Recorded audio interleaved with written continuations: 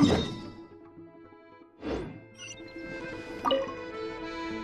back! Paimon's been working on the crossword puzzle in the newspaper. It's actually pretty fun. Oh, shoot! Paimon forgot the next word.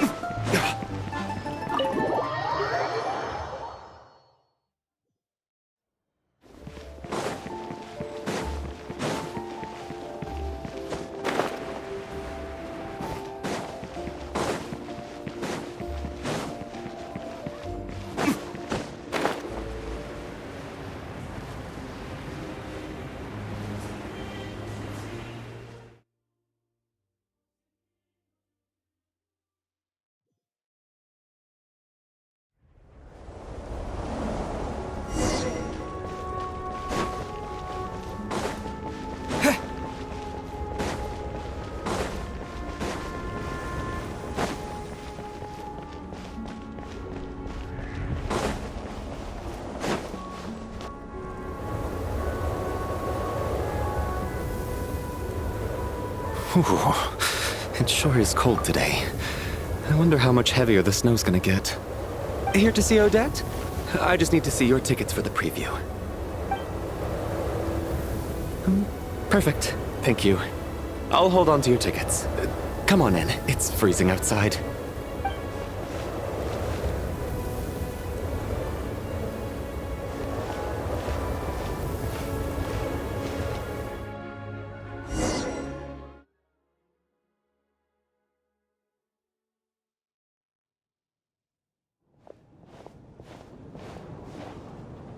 I think I'll leave the Lelic question until after the show's over.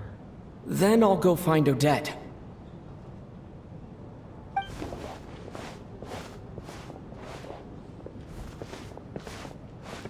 Child said he was originally going to come with Tonya.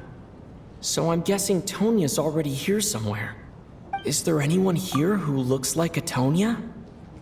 Let's see. It's a small audience. Makes sense for a preview. But wait, I do see some familiar faces. Mr. Chuganov's back again by the looks of it. Oh, and is that Mitya? And that Fatui officer, Valeri. Guess he must be playing cat and mouse with Mitya again. Oh no, it looks like the show's starting and I still haven't found Tonya. Never mind. I'll just have to take a seat for now and see if I can catch her afterwards.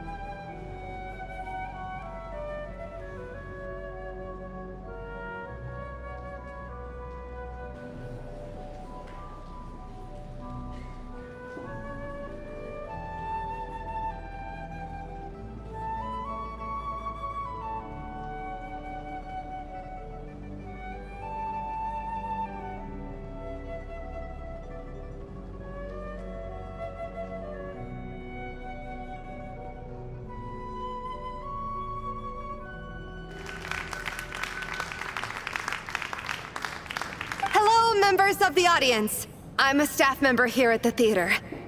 Today's performance was a very special one for us, as it marks the first attempt in a long time to revive the classic Snezhnayan ballet, Spirit. To commemorate this occasion, we would love to take a group photo of the cast, crew, and audience members present today. Could I kindly ask the audience to please come up onto the stage? All right, everyone, huddle in a little more.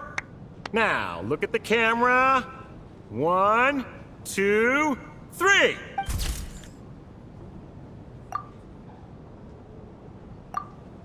Are you quite satisfied, Mr. Energy Scientist? I rather hope you don't have any other escape plans to add to my workload today. What are you talking about, Sarge? This was simply my way of inviting you to watch Miss Odette's new show with me. And wasn't the performance spectacular? In the future, I heartily encourage you to take a leaf out of my book. Find some soul-nourishing pastimes to enrich your time outside of work. It was indeed a fine performance, but I must correct you on one point. This is not time outside of work.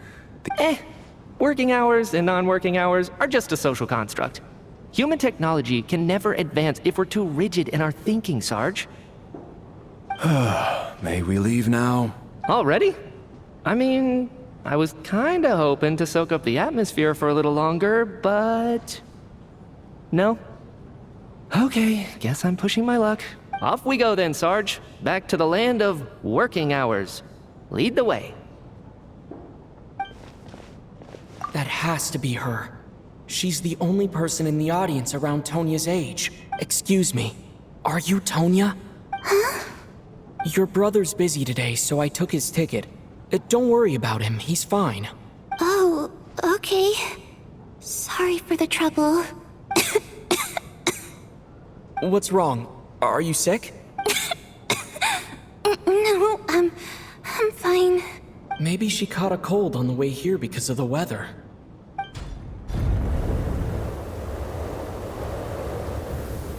I haven't seen snow like this in a long, long time. It's most unusual. I know. It's completely white out there. You can barely see a thing. I've never seen such heavy snow in my life. Let's wait it out for now. You'd be lucky not to freeze to death in this weather, let alone find your way. Well, look at that. Maybe we shouldn't be in such a rush to get back after all. What do you think? Let's wait and see. Why do you need to take it so seriously? Fate has given us this wonderful chance to take a break. We owe it to ourselves to make the most of it. Come to think of it, there's a small inn not far from here that always keeps plenty of extra blankets on hand for guests. I know the route well. Shall I head over and borrow a few blankets? That way, anyone in a hurry can wrap up warm for the journey back. Sir, there's really no need to go to all that trouble. Hey, it's no trouble at all. Wait here, I'll be right back. What a kind gentleman. Very good. My wife and daughter are waiting for me at home, so I shall be heading back as soon as I get my blanket. So... are you expecting us to go back to the Armory Palace wrapped in blankets too? Don't worry about that. I made arrangements in advance. Should I not return to the Armory Palace within 3.5 hours after Operation Showtime begins, an armed squad will be sent to collect us. They will escort us back. You are one of our key military personnel, so any weather-related risks must be eliminated. Operation Showtime? So, wait. Every single time you drag me back to work when I sneak out, it's a whole official operation? I gotta say, you've really turned this into quite a moral dilemma for me. It's snowing pretty hard out there. I think you should stay here for now. You seem a little under the weather. Sure. My brother might come pick me up in a bit anyway. Time to get to work. I should head backstage and find Odette. I need to look her in the eye and ask her about Lelik. Excuse me, are you looking for someone? A fan, I'm guessing? Today is just a dress rehearsal, so Miss Odette won't be meeting with fans. She's taking a well-earned rest right now. Sorry, but that area is currently off limits to everyone except the cast and crew. Bad timing, I guess. Well, I might as well stick around. What happened to the gentleman who went to fetch the blankets? How has he still not returned? I was thinking the same thing. It's still snowing very hard. Do you think something might have happened to him? Whatever the reason for his delay, I must say I hate nothing more than people who make empty promises and fail to deliver. Well, I have to treat my employees like that on occasion, but that's different.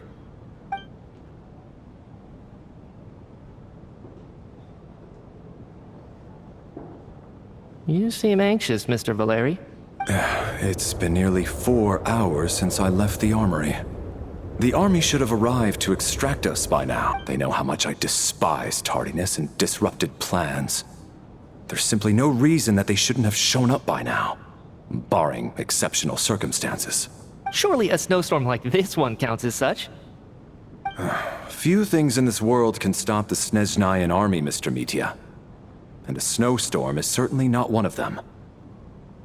Why don't you go out and take a look? They might be right outside, waiting for your orders before they dare come in. An absurd hypothesis. I have no intention of leaving your side for even a moment until I have escorted you back to the Armory Palace. This doesn't look like an ordinary snowstorm to me. That guy who left earlier. It looked like he just vanished into thin air. Either that, or my eyes were playing tricks on me. A man-eating snowstorm? Come on. Night hasn't even fallen yet. Spare us the ghost stories. Traveler, didn't know you were coming today. How come you didn't say anything? Oh, right. I assumed you were looking for me and Vodenitsa. Odette's still backstage. Whoa, that's quite a snowstorm out there. I've been working backstage this whole time, so I didn't even notice. No wonder the audience hasn't left yet. Is weather like this rare, even in Snezhnaya? Yeah, snow like this. I'm sure I've seen it out in the wild before, but never in the city. Actually, I take that back. I don't think I've seen snow this bad even in the wild. This is something else. If even Alosha thinks snow like this isn't normal, could it have anything to do with that monster people have been talking about? We can't stay cooped up here forever. Someone needs to go out and take a look. No need. I have plenty of experience with snowstorms. Besides, I work here while you're an audience member. I should be the one to do it.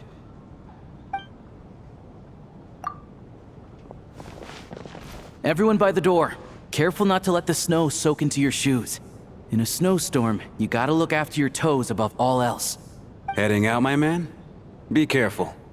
I've been told the snowstorm eats people alive. Thanks for the advice. I am planning to be careful. I just want to take a quick look at the situation out there.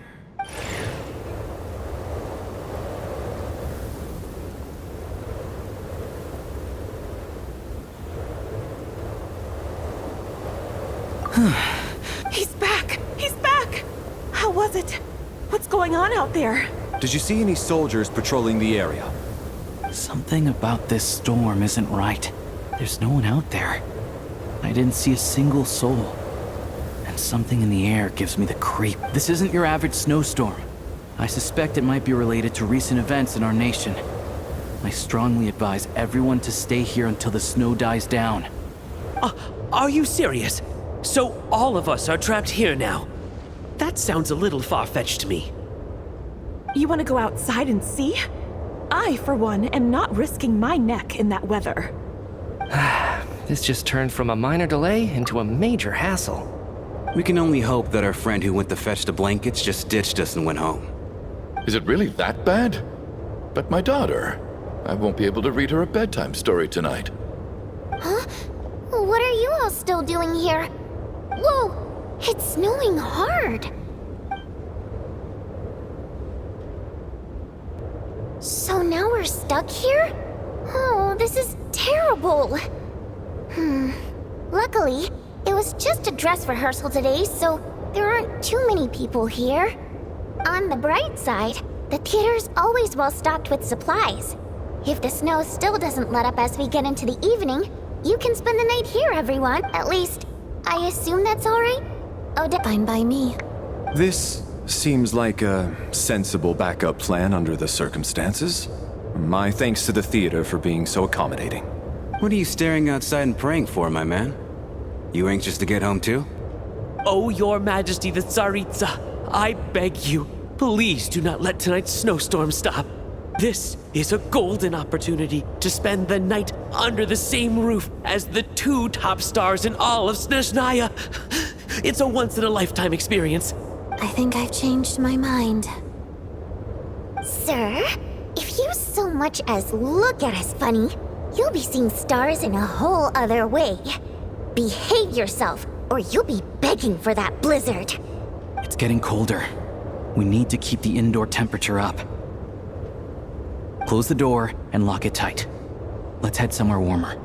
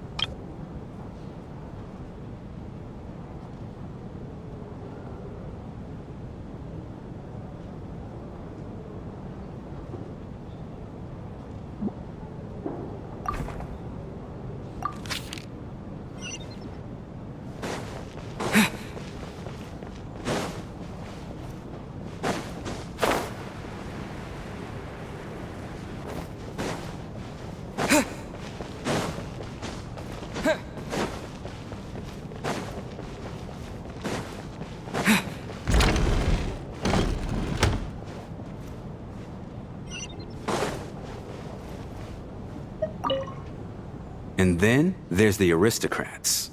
Easiest of all to deal with. You don't need to use any force whatsoever. All you have to do is show them the rope you plan to tie them up with. Do you know why? I don't. Do tell.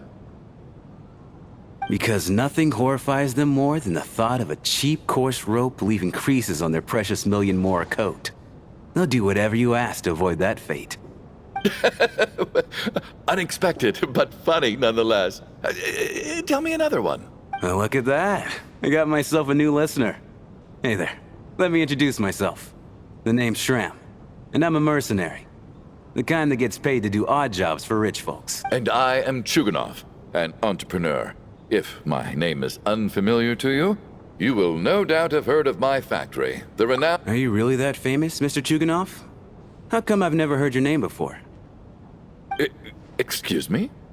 Is that a joke? Or are you being serious? Oh, I'll have to ask my rope later. He's probably tied up more entrepreneurs than I've ever heard of.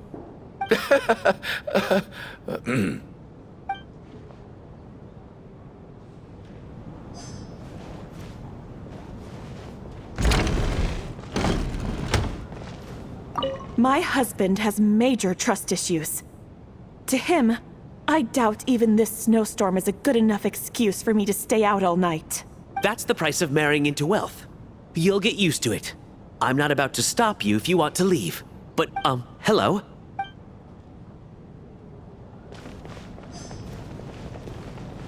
How are you feeling, Tonya?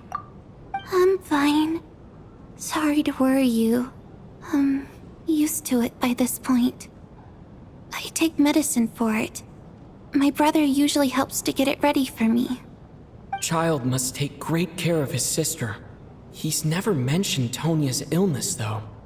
You know, I actually find this whole thing kind of exciting. Stuck in a strange place thanks to a snowstorm. Having to spend the night with a bunch of interesting characters. It's... exactly.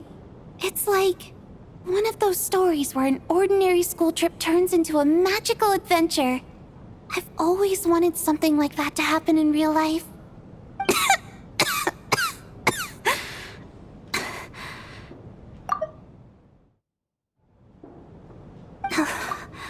I'm fine, really. Just got a little overexcited. Look after yourself. Otherwise, your brother will come after me.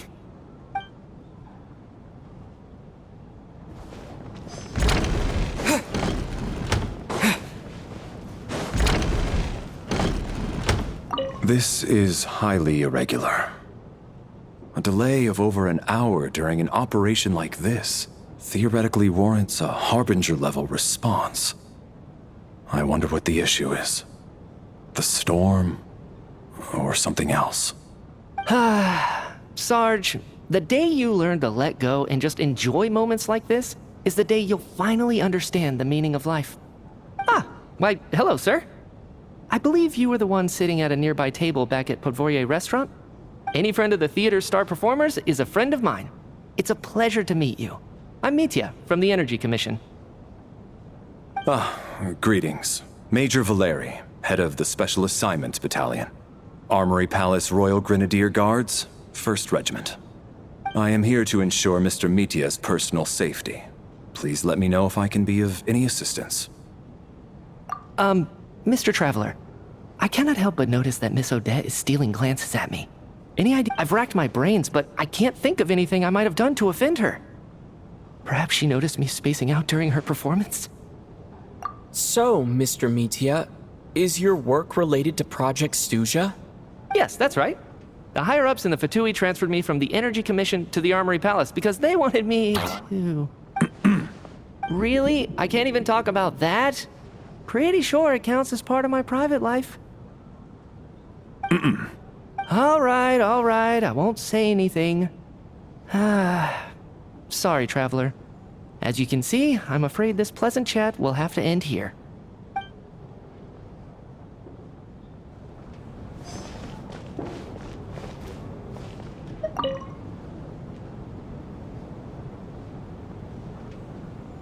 I don't think it's ever been this lively backstage before. I didn't know you were coming today. Hey, have you seen Chuganov? I heard he was coming today. Have you spoken to him at all? I'm with you. This could be just the chance we need. Yeah, I gotta figure out a way to coax some more intel out of him. I want to know why he suddenly changed his stance on Project Stuja. What exactly happened before the most recent Vecha vote? For the Rokad, or just out of personal interest? Shh! There are other people around. Don't say the R word.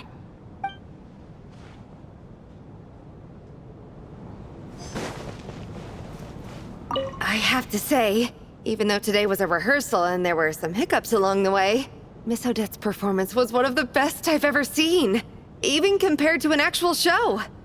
Oh, I couldn't agree more, especially considering the weight of the subject matter. It takes a truly seasoned professional to do justice to a theme like love and regret. Do you think we were coming on too strong? Odette's ignoring us again. What about you? What did you think of today's performance?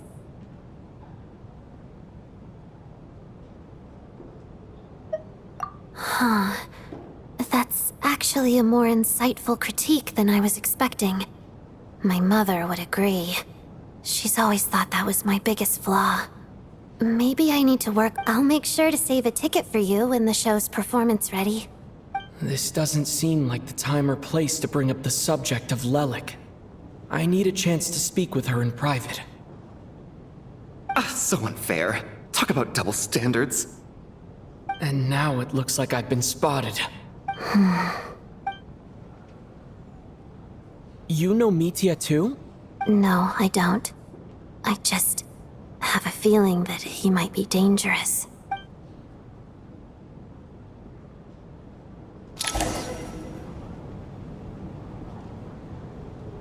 How's it looking, Alosha? No change from this afternoon. Heavy snow with no sign of slowing down. May I have your attention, please? The storm is unlikely to stop tonight, and it'll be even more dangerous outside at night than it was during the day. We at the theater owe everyone here a duty of care. Therefore, we strongly suggest that you stay on site overnight and avoid going outside unless absolutely necessary. In a few short moments, we'll give you a tour of the theater's various quarters. You can choose to sleep in the VIP room, the office, or backstage. Or on the stage if you'd prefer. We won't mind. I'll pass on sleeping on the stage. What if the snow is stopped by tomorrow morning? The early birds in the audience might think we're part of some experimental new show. A drama about sleeping? That could be fun. Maybe we could come up with a title for the production. What? Gotta admit, I didn't get that one. Anyone who doesn't wish to sleep on the stage, please follow me. I'll show you to the rooms.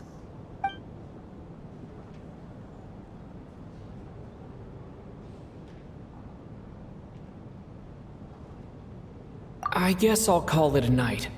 Though I feel like I won't sleep very well without Paimon here. I'm sure she'll be worried that I haven't made it back yet. But as long as she looks out the window, she'll probably realize what's holding me up. I wonder if she's feeling any better yet. At least she hasn't been getting any worse. Still, I should try and get back first thing tomorrow morning.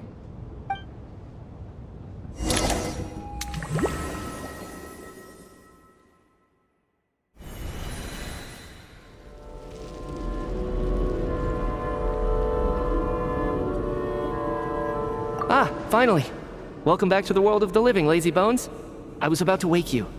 The black mist is almost on us. Still waking up, huh? You know, the black mist. It's been chasing us from below ever since we were born. You're just dozy. There's no way you've forgotten. Come on, let's keep heading up. Onwards and upwards is the only way to survive. Don't listen to a word those black mist cultists say. Here we go again. The endless march toward survival. What's going on? That black mist down there is creeping me out. And it's rising. Guess I should head upwards and get away from it. The black mist cultists believe that being swallowed by the black mist leads to everlasting peace. But if you ask me, they're just lying to themselves. We're the only heretics left. The only ones who refuse to give in. We have to keep going. But how do you actually know that they're wrong? Dangerous question there, Torgov. The moment your faith wavers, you start a chain reaction that ends in the collapse of your will. Put the question out of your mind.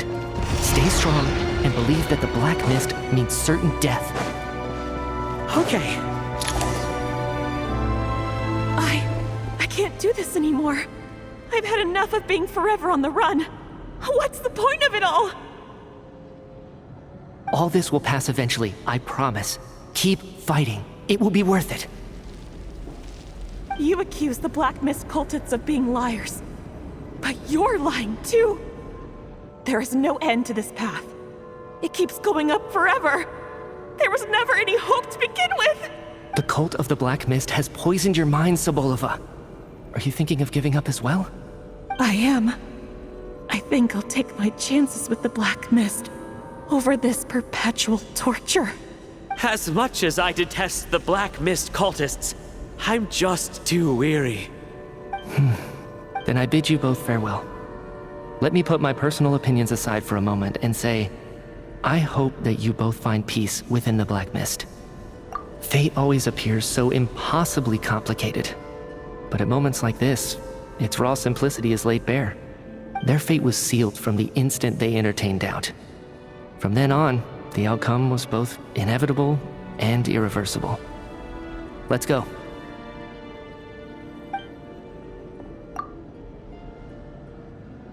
Torgov and Sobolova are gone. I never thought the day would come when even they would be swallowed by the Black Mist. It's just you and me now. Yes, it looks like it's satisfied. For now. This happens from time to time. But it won't be long before the Black Mist starts chasing survivors once again. No one knows how to stop its advance for good.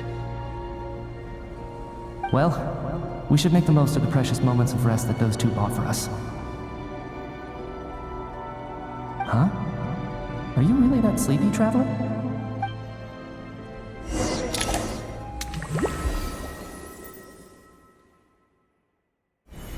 Ah! Help! Somebody, come quick! What is it, Chuganov? What's wrong? Is it morning already? What's all the commotion? Sounds like it's coming from next door. I should check and see what's going on.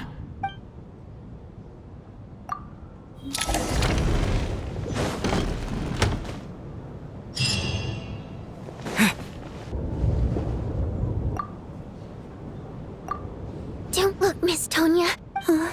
Okay. What happened to them?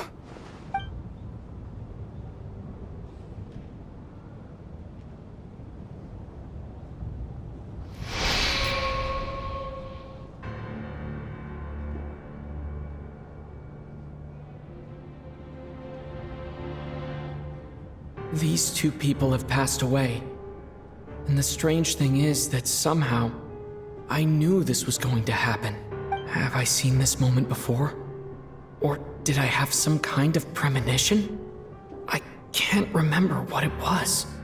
Let me take a look.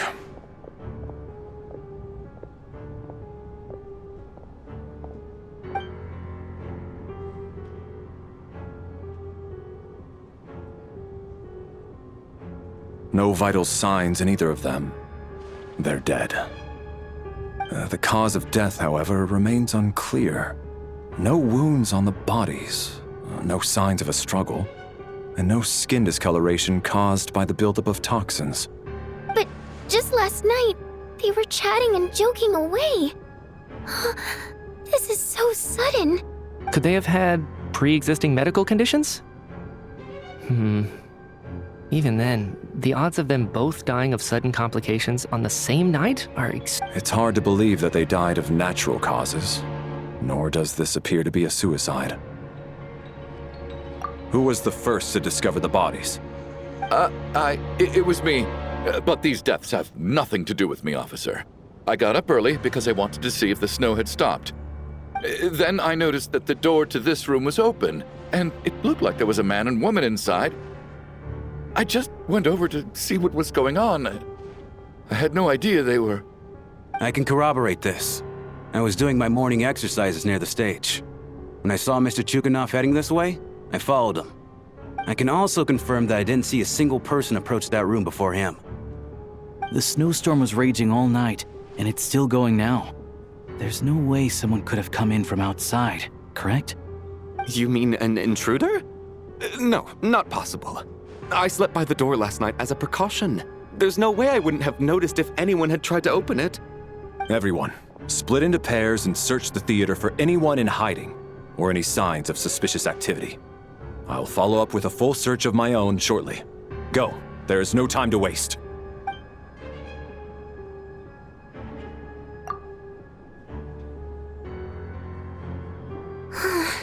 Nothing on your end either?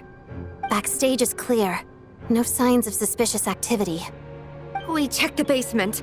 Also clear. I don't think there's anywhere here that a living person could hide.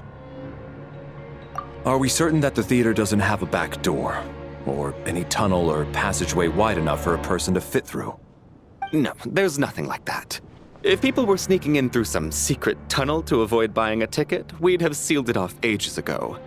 I also checked the windows. All of them are locked from the inside, and there's no sign of anyone entering or leaving. It sounds like we can safely rule out the intruder theory. If anyone came in during the night in this weather, there'd be no way for them to avoid leaving footprints or water stains. This can only mean one thing. It's like one of those murder mysteries you see in novels and plays, isn't it? The ones where the killer is... one of us. We can't quite jump to that conclusion just yet. Could he be right? It's hard to imagine something like that happening in real life. Set in a theater during a snowstorm, a murder takes place, and the killer is among us. It's such a classic trope that it seems unbelievable. Looking at who the killer targeted, and the clean entry and exit, it all adds up. I know what this is. It's obvious now that I think about it. What is? What have you figured out? Both victims were wealthy, well-known local merchants. And the door was deliberately left open so I would discover the bodies and witness the crime scene first thing in the morning. Such ruthless methods. This was your doing, wasn't it, Lelik? Lelik? You mean Lelik is among us? And he's the killer? Lelik. I know this code name. Member of the Rokot, anti-Project Stuja. Always works alone. I've read the case files at the Armory Palace. Walk me through your reasoning, Mr. Chuganov. What do you know about Lelik?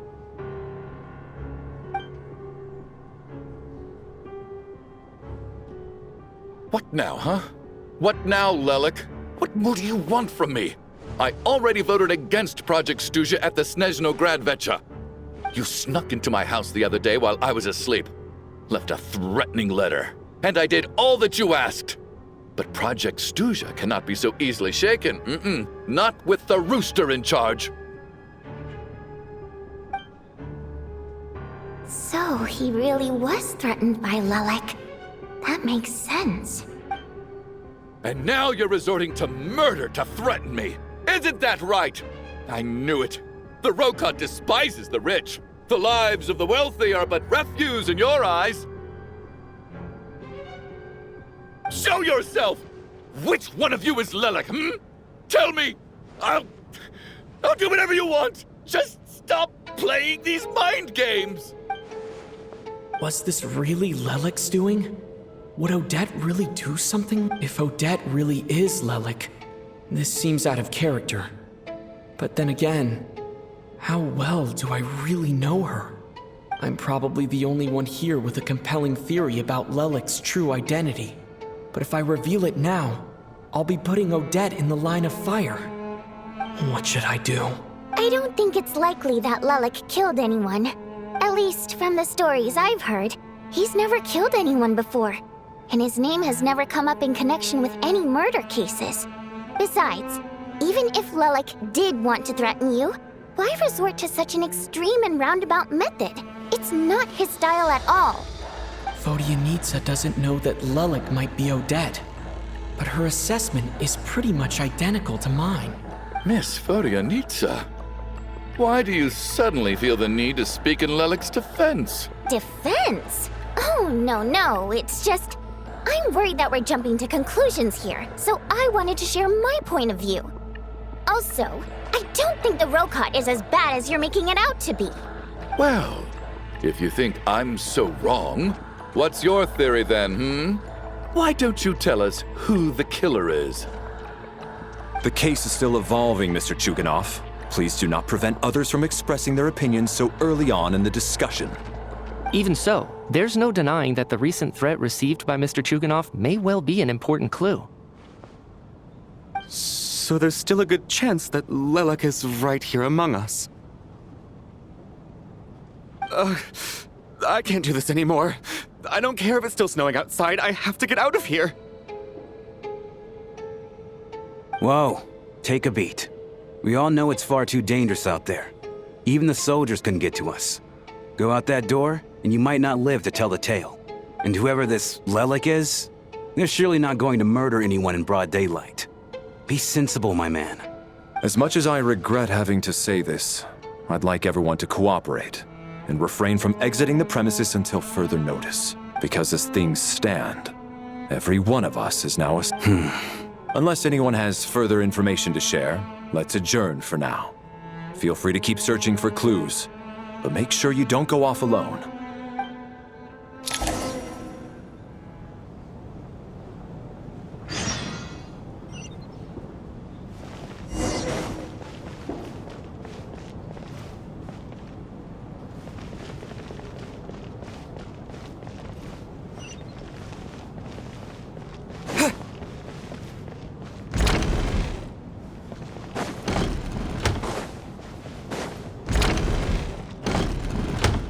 You're right, that was my bad. It was a knee-jerk reaction. I didn't think it through. Luckily, no one... Oh, phew, it's just you. I thought someone was eavesdropping. Since Vodyanitsa and I were on the same page earlier, I think I should share my thoughts with the Rokot members first.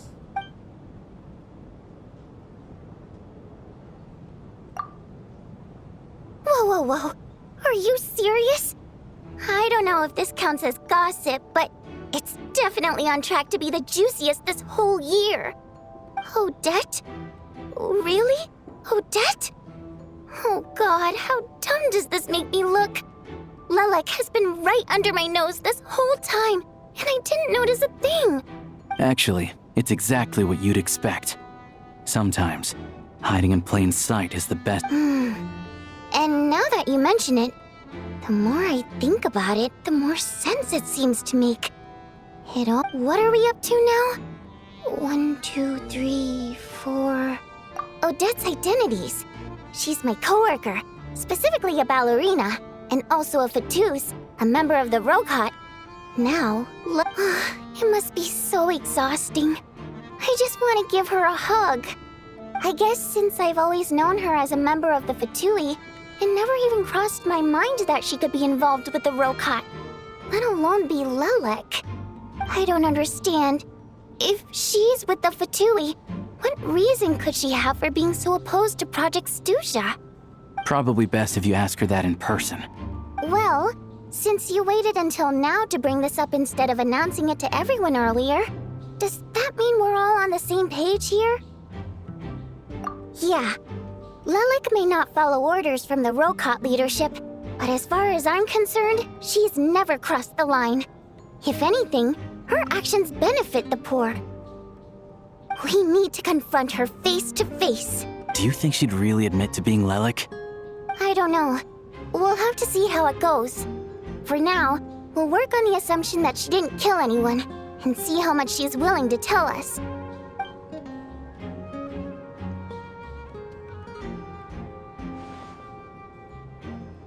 Now's her chance. Odette's alone. Hey, Odette! What is it, you guys? Shh! Keep your voice down. We need to talk. So, you're Lelek, aren't you? Alright, fine. You don't have to say anything or explain yourself. Just none of us believes you'd kill innocent people. Whoever murdered those 2 people last night, it wasn't you. The Traveler was the first to figure out your identity, but he kept quiet during the discussion just now. Still, it's clear where the group consensus is heading. Everyone believes Lelek is the culprit. If your identity is exposed, you'll be in a really bad spot. We're your colleagues, and we know what kind of person you are. I don't want anything bad to happen to you. So, can you clue us in? Tell us everything. The more we know, the more easily we'll be able to cover for you. All right. Yes, I'm Lelek. And no, I'm not the murderer. And thanks, but I don't need you to cover for me. Actually, I'm planning to reveal my identity. Huh? You're gonna reveal that you're Lelek? Here? That's right. I'll admit I was surprised at first when Shuganov guessed that I was here. It was just a lucky guess, but it caught me off guard. But after taking some time to assess the situation and confirm where everyone stands, I don't believe I have anything to worry about. Are you sure you don't need a second opinion? Given the circumstance... Mr. Valeri! What?!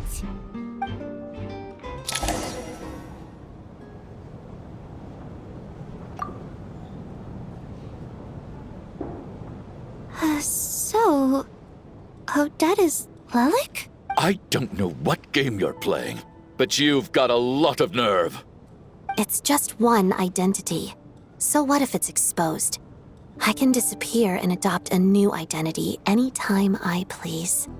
I made my peace with this when I chose to become Lelek. But more importantly, I promise I am not the murderer, which means that someone else is. So, if anyone still insists that I did this, you'd best produce the evidence now. Otherwise, I suggest that you bite your tongue. Because if you really believe I killed 2 people without making a sound or leaving a trace, pointing fingers at me would surely only make you my next target. Is this really the truth, Miss Odette? That's confidence, all right. I believe you. A real no-nonsense attitude. I can see why Marionette said that she's on track to inherit the title of the Fair Lady. Are you seriously buying this? Hey, officer! She just admitted to being Lelik. Aren't you going to do something about this? I do have one question, Miss Odette. Why have you chosen this moment to come forward and reveal your identity? If I didn't say anything, everyone would be focusing all their efforts on finding Lelik. And that is exactly what the real culprit wants. I don't want to be the scapegoat who lets the murderer get away with this crime.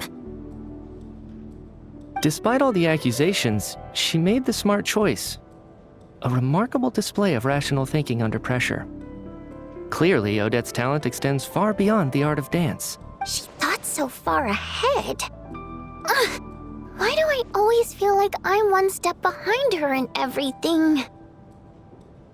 You've convinced me. Dealing with the murder case remains the top priority right now. Let's put the name Lelik and all related incidents aside until further notice. Nevertheless, the group still considers you the prime suspect. I assume you have no quarrel with that, Miss Odette? I understand. You're welcome to keep an eye on me around the clock. I have no objections. Mr. Chuganov? For my wife and daughter's sake, I'll let you off the hook for now. But don't think you're forgiven for breaking into my house and threatening me. Just wait till we get out of here, Lelik. We'll settle the score then.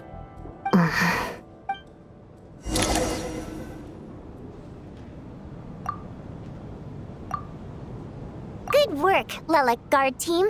And Lelik, too. Here, have some hot water. Turns out Valeri knew about my exploits. So now I've been told I have to guard Lelik with him. Shouldn't you be facing my way if you're guarding me? At the moment, it looks more like you're my bodyguards. If the true culprit is indeed still at large, as you have claimed, we must keep our guard up against them also. Don't worry, Tonya. We'll get through this. Once the snow stops, the officials will step in. The investigation will get easier, and then we'll be safe.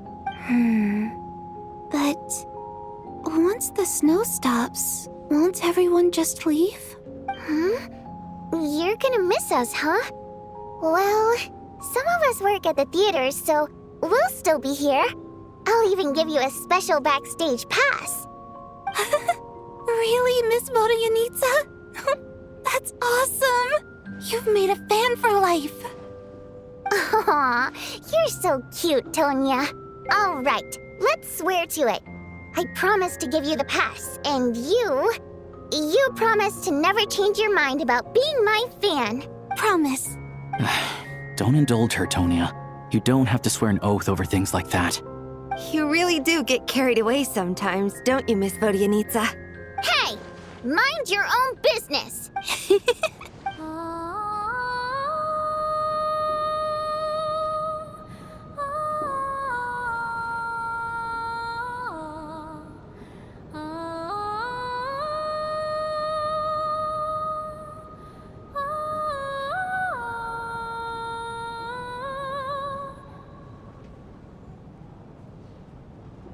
Don't be nervous, Miss Water Imp.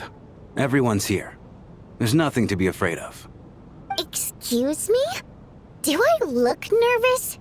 Don't be ridiculous. No. You sound nervous, lass.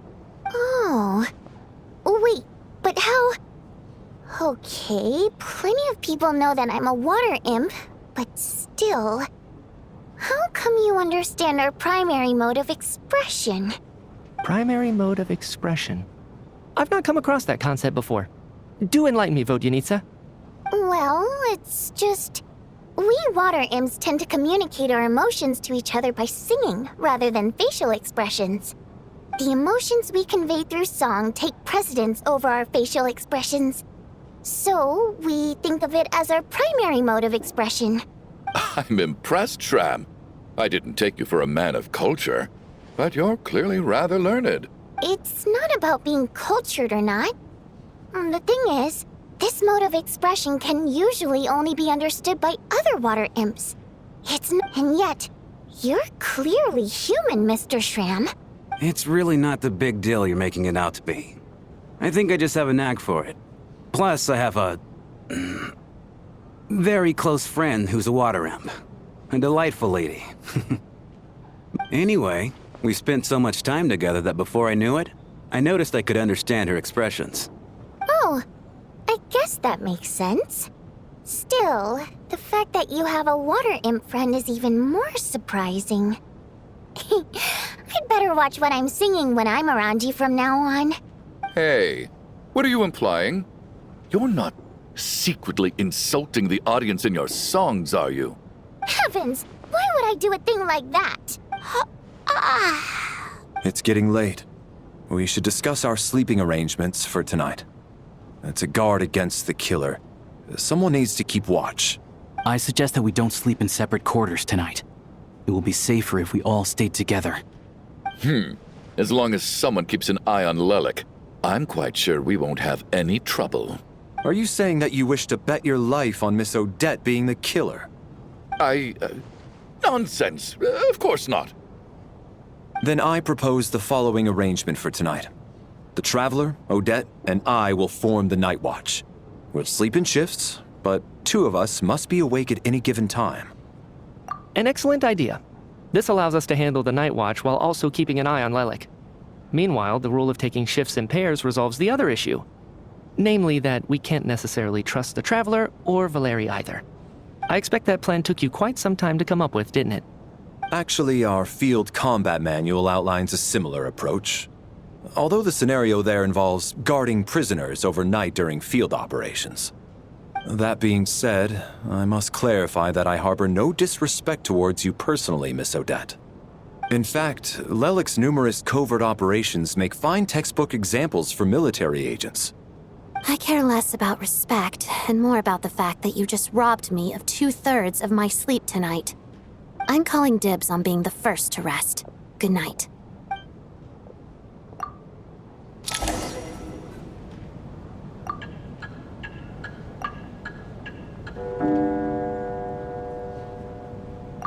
It's almost time. We should wake Odette. How are you faring? Oh, not going to argue with that. I'll take a quick nap. If you start to feel sleepy, wake me up anytime. It's finally time for Odette and I to share the night watch. I should wake her up.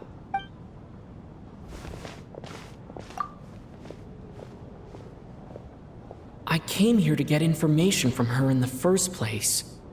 Maybe I should think about what questions I want to ask. How long are you gonna keep staring at me? Couldn't sleep. My mind's been running haywire. Plus, there's something I've been meaning to talk to you about. I had a hunch that you wanted a conversation too. Let's take this chance to clear the air, shall we?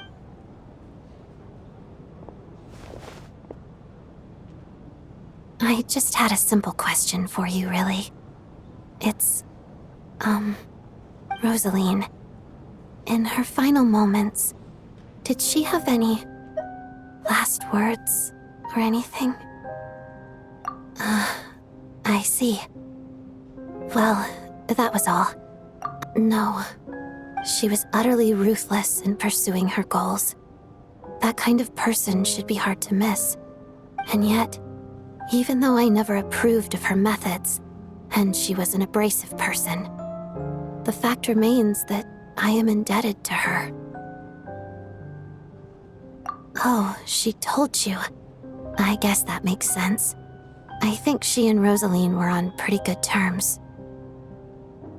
Yes, Rosaline wasn't the kind to gossip about this sort of thing. Not that it's any huge secret to me, though. When I was a child, I had to join the Fatui for the sake of my mother and me. I trained under Rosaline.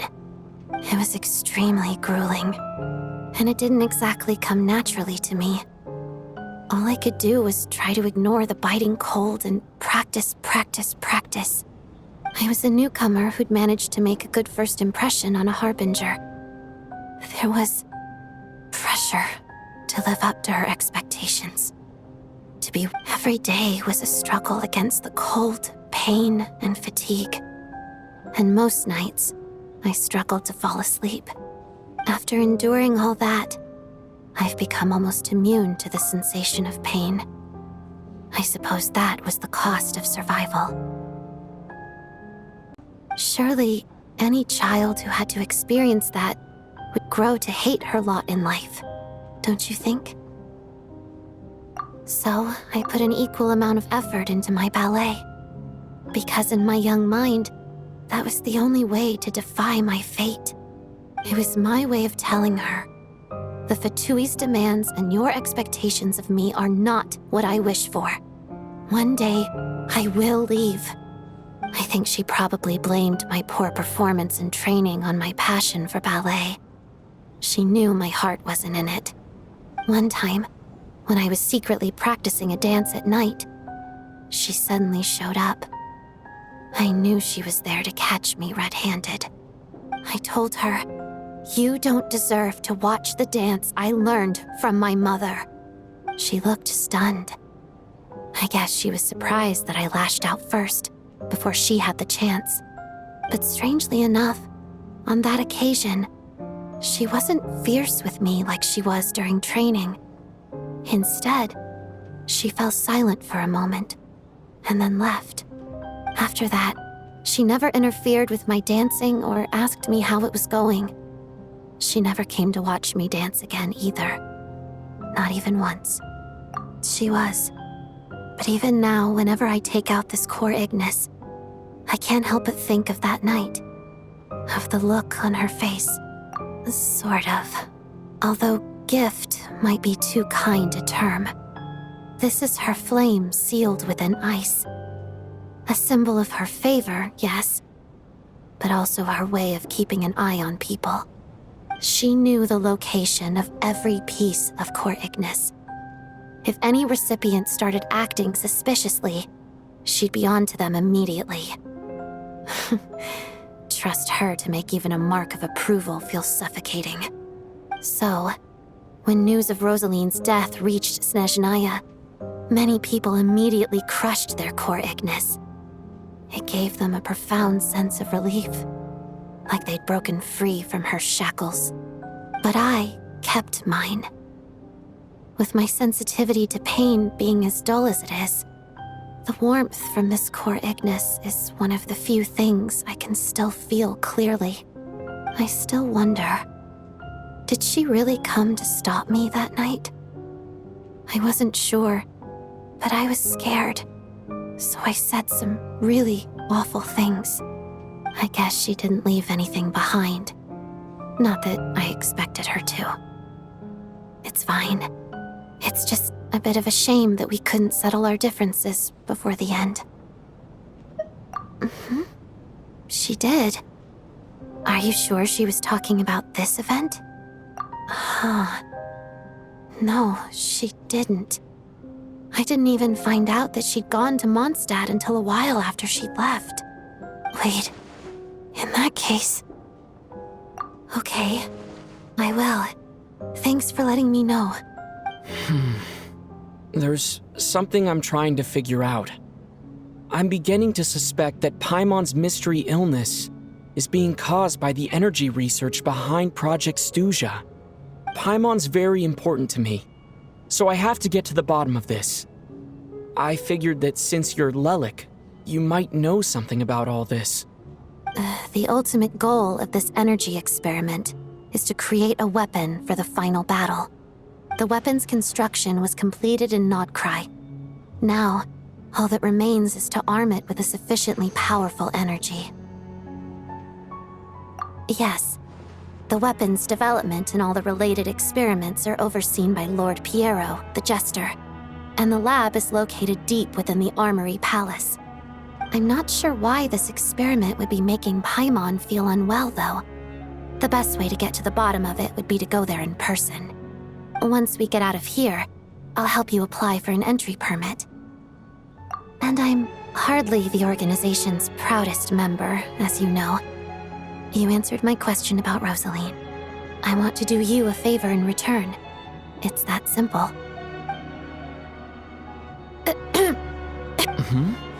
What's wrong? Are you not feeling well? You two seem to be hitting it off. I thought you were sleeping. Of course I was. In the military, one learns to fall asleep quickly, even in the most inhospitable environments.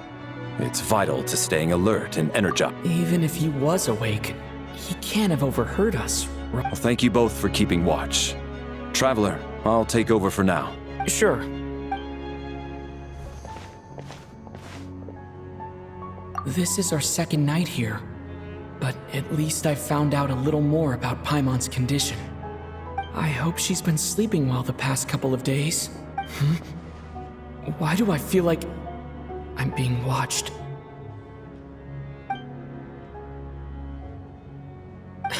Seriously? Is this payback for when I stared at her earlier? Never mind.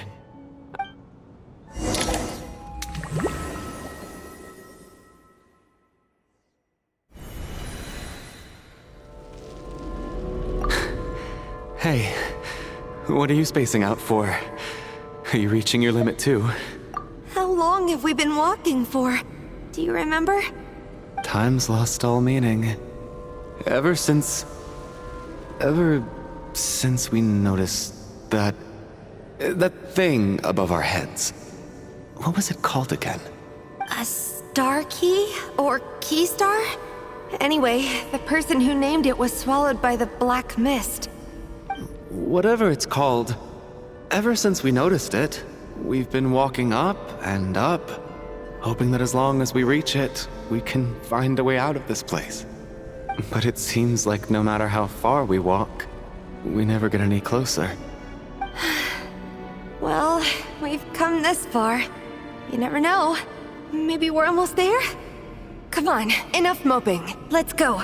The black mist is catching up.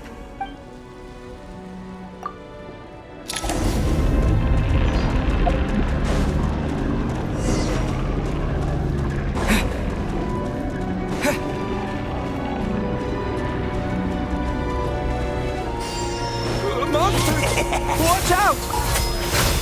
Not again! I've lost count of how many times we run into them.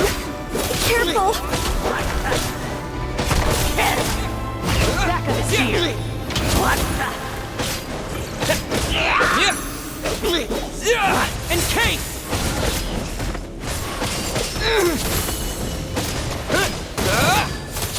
Watch this!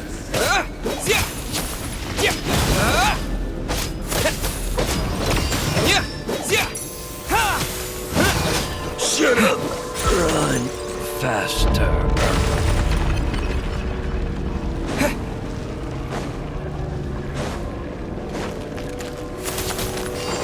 Here they come again! Get ready!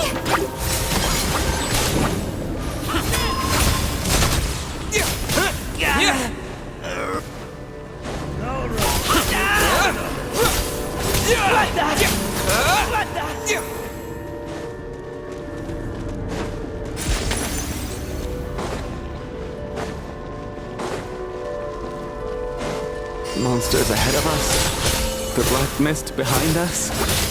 It feels like there's no escape. Fine. Shut up. Run faster. What? Fighting frog!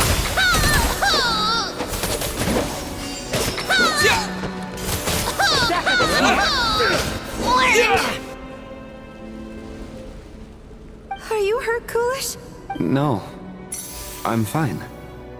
It's just... suddenly I don't want to walk any further. I get you. In fact, I reached my limit a long time ago. Sometimes it feels like the... Yeah, the hope that the star gives us is the only thing keeping us going. But I'm not sure it's real at all. It may just be a collective illusion. Otherwise, why would it always be out of reach? We know you mean well, but you're only saying that to try and encourage us to keep going, aren't you? Thank you, friend. But enough is enough. Please don't give me any more false hope. Hope is poison in this place. You're going to continue, aren't you? I admire that. I've given up, but I wish you the best.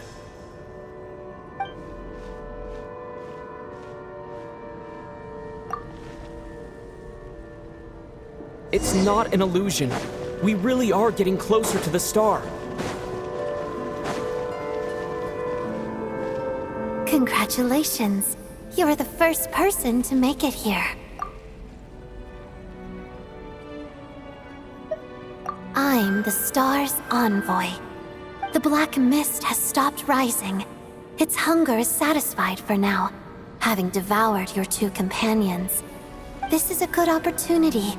I'll let you get some rest before we continue.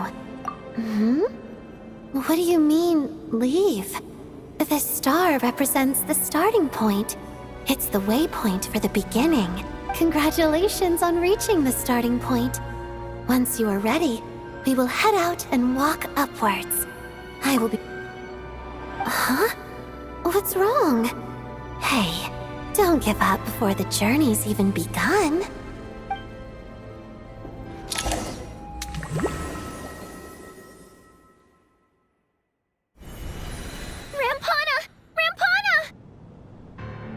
Is that Vodianitsa's voice?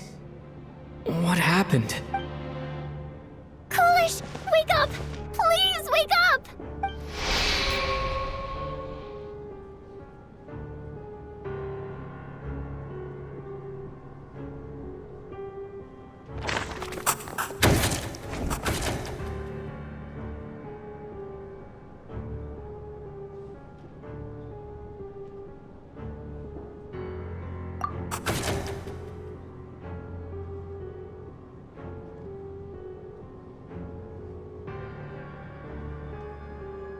The situation is identical to that of the two casualties yesterday. We cannot ascertain the cause of death. At least there are some elements that we can rule out this time. They slept on the stage with everyone else. So I suppose the surrounding environment can't be a relevant variable. Rampana. Coolish. Weren't some of us keeping watch last night? 3 of us, in fact. How could you not notice something was wrong? I'm as confused as you are. Certainly nothing unusual happened on my watch. Likewise, and from what I've observed so far, both Miss Odette and the Traveler can be trusted. To be honest, I didn't get a wink of sleep last night. I couldn't help but think I was the target, so I just laid there with my eyes closed. I heard the Traveler and Lelik chatting, but otherwise I don't recall hearing any commotion during the night. Me too. I didn't want to wake everyone up, so I was concentrating hard, trying not to cough.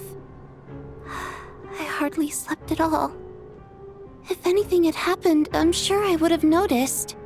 Then, what could possibly be causing this? Once was bad enough. I can't believe it happened again. I worked closely with Rampana and Coolish for so long. I never imagined that one day they'd... And on the stage of all places... Vodianitsa... 4 victims in just 2 days, and we still don't have a single lead. I need to get to the bottom of this as soon as possible. And above all, keep Tonya safe. I'd never be able to look Child in the eye again otherwise. Still snowing?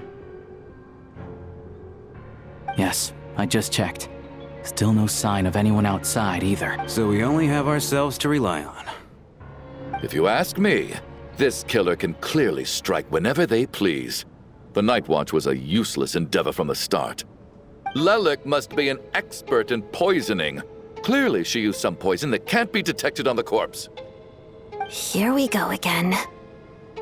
Listen, I was already thinking to myself last night, was Lelik's reason for revealing her identity the real story? Well, now I have my answer. It most certainly was not. She's been playing us for fools. You get off on this, don't you? Revealing your identity, only to carry on with your killing spree? That's a hideous thought. One that only a hideous mind like yours could dream up. How? That's enough! Yesterday, you named Lelik as a suspect because the victims were both wealthy merchants. Lelik might have had a motive then, but today's victims were just ordinary people. Not to mention that they were colleagues of Odette and mine. What reason would she have to murder them? Let me guess, just to scare you? Who knows? Maybe you don't know her as well as you think. I implore you all to ask yourselves, how many people are there really in this world that have what it takes to kill another person? Not many, I'd wager. Lelik is well known to be a ruthless operator, and now she has revealed her identity. How could it be any more obvious? Everything you've said so far is still just conjecture, which doesn't constitute a concrete lead. You need to back up your claims with some evidence. How can you defend her, officer?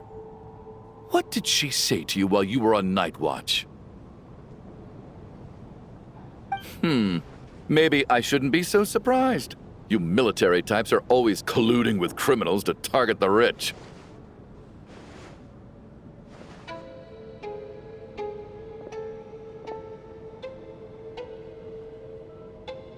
All so you can get your grubby paws on our hard-earned fortunes, then tell us to fall in line. The Fatui, the Druzhna, and the Rokot. Thugs, the lot of you! Don't you dare! Sir, but you were the one who told us not to stop other people from expressing their opinions yesterday. 4 people have already died. Only yesterday I was chatting with Mr. Coolish. Then we woke up in the morning and he's... Turning against one another is the last thing we should be doing right now. Little girl. Even if Mr. Chuganov is a puffed-up, pig-headed windbag who doesn't have a clue what he's talking about, he's still one of the victims here, isn't he? Quite. I had no intention of resorting to violence. But you're right, Miss Tonya. I ought not prevent him from speaking his mind. In any case, I believe Mr. Chuganov has calmed down a little now. We may resume our discussion. I don't think there's any need for that.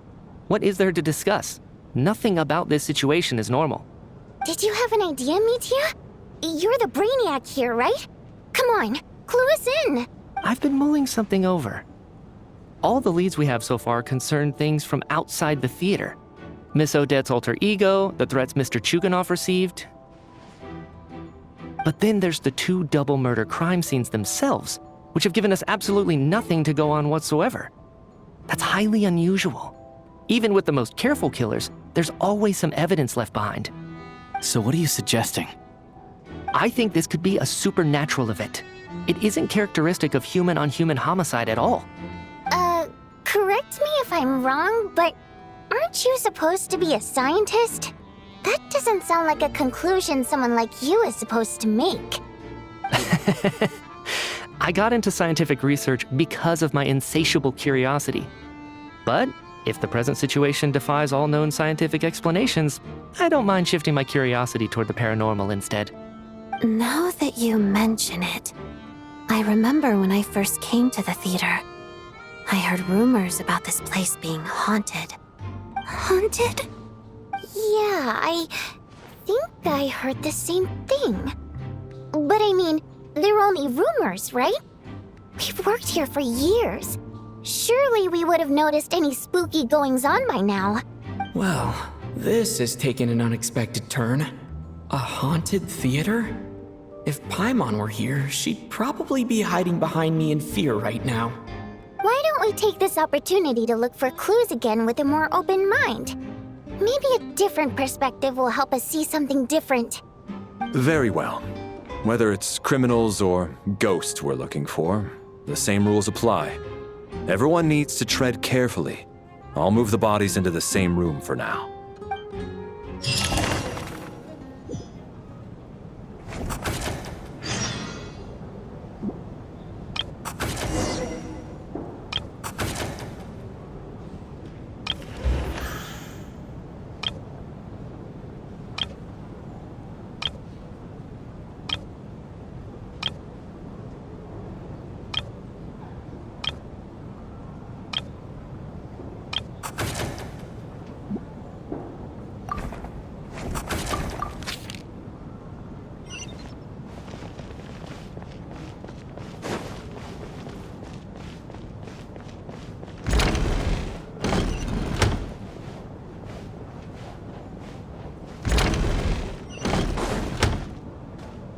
Tonya, did you find anything? Not yet. Still looking. So... Are we supposed to be looking for something paranormal? This looks like somebody's notebook. Shall we read it together? Well, it doesn't look scary or anything. So, alright. Let's read it together.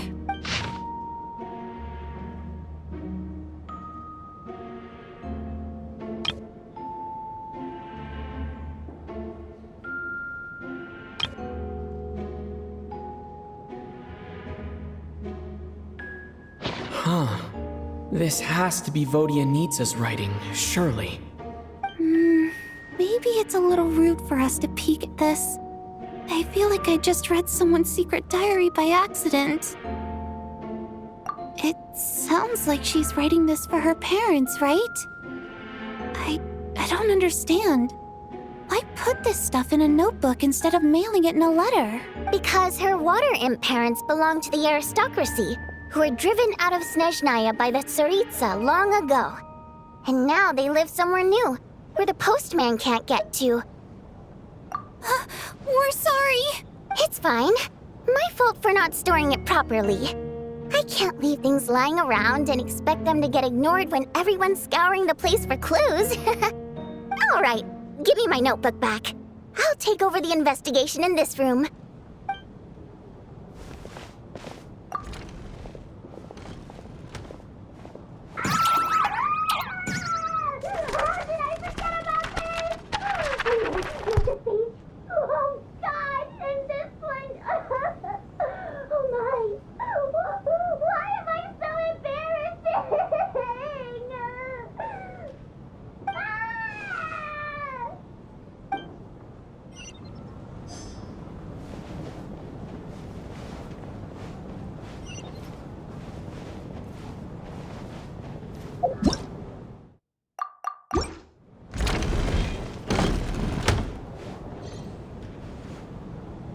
Valeri, come take a look at this. You too, Traveler. Some sort of notebook. What is it for? It's the on-duty logbook for the theater. Kulish was the main person to use it. He mostly used it to record any unusual incidents during a show, audience numbers, exit times, and so on.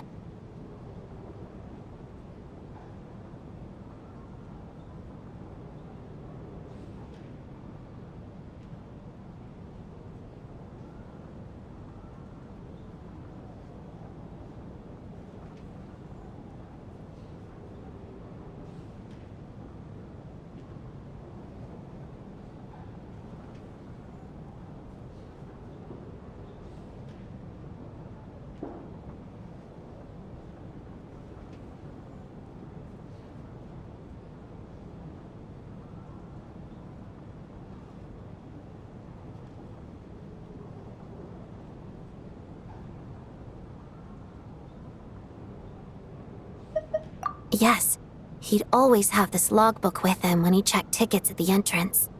This should confirm a lot of key details about the recent show. So, you find anything unusual? Yes. The number of people. I've checked and double-checked, but the numbers just don't match what's recorded in the logbook. Apparently, we have an extra person among us. Are we certain that logbook is accurate? Could someone have sneaked in without buying a ticket or something? Unlikely. Kulish took his duties very seriously. I've rarely seen any errors in his work. Not to mention that this was a dress rehearsal, meaning smaller audience numbers and tighter ticket restrictions than usual. Everything would have been well within his control. We no longer have our tickets with us, do we? They got collected on entry. I assume there's no way we can check them again. Unfortunately not. The theater recycles tickets. Once people are in the door, they don't tend to leave until the show ends, so we collect the tickets at the point of entry. Still, I'm inclined to believe that this discrepancy in the head count is significant somehow. Did an extra person just materialize out of thin air?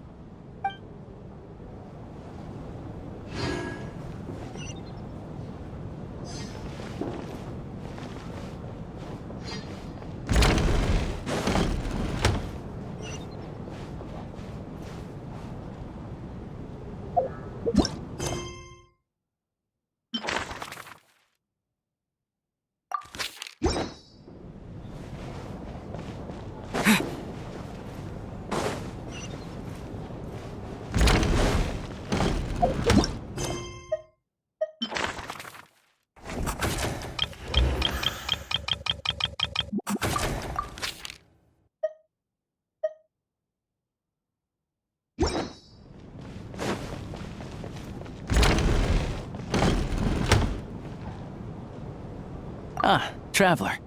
Since you're here, come take a look at this. Alosha found it. We're both curious to hear your perspective. It appears to be an investigation report. And the focus of the investigation was the rumors of haunting we heard about earlier.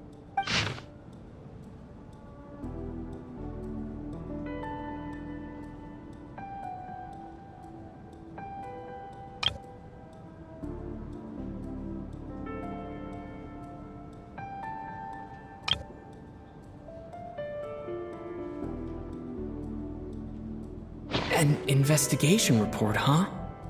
Looks quite old. This person's name looks to be of Sumeru origin to me. Was the investigator from Sumeru? The theater manager must have hired an investigator once specifically to look into this issue.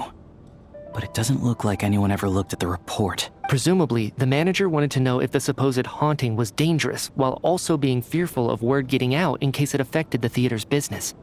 Anyway, the bottom line is, the haunting is actually real after all. It's caused by an obstruction in the ley lines. Is there any chance this is the key to finally making some progress with the murder cases? Ley line problems are pretty unexceptional to me by this point. And while it certainly offers an explanation for the ghosts, it's hard to imagine what connection it could have to these two murders. Some of the language that appears at the very end of the report caught my eye. Angel civilization, ley line renovation? My area of research doesn't touch on any of that, so it's completely outside of my wheelhouse. Huh? A piece of paper just fell out from the report. It landed right by your feet.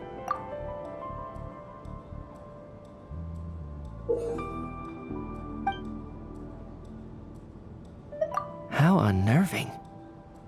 It was tucked inside the report, so it must be a note left by the author. Death is near. Is that supposed to be what's going on here? With us in the theater? But if so, how did the author foresee it? Could he predict the future somehow? Maybe things are more complicated than we thought. No, wait a second. If we take the report and the note at face value, they completely contradict one another. The report definitively concludes that the hauntings in the theater are harmless and cannot affect the real world. But then the question is, what exactly does the note mean by death? The various ways we could interpret this keyword lead in completely different directions. Let's pause our analysis here for now. I think...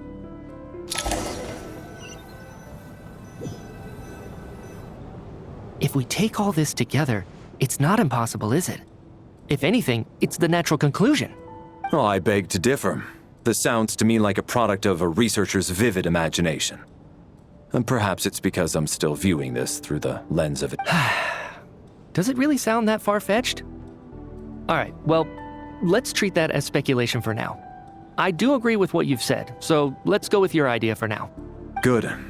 Okay, now that we finally have some meaningful leads, I think it's time to reconvene. Let's get the others.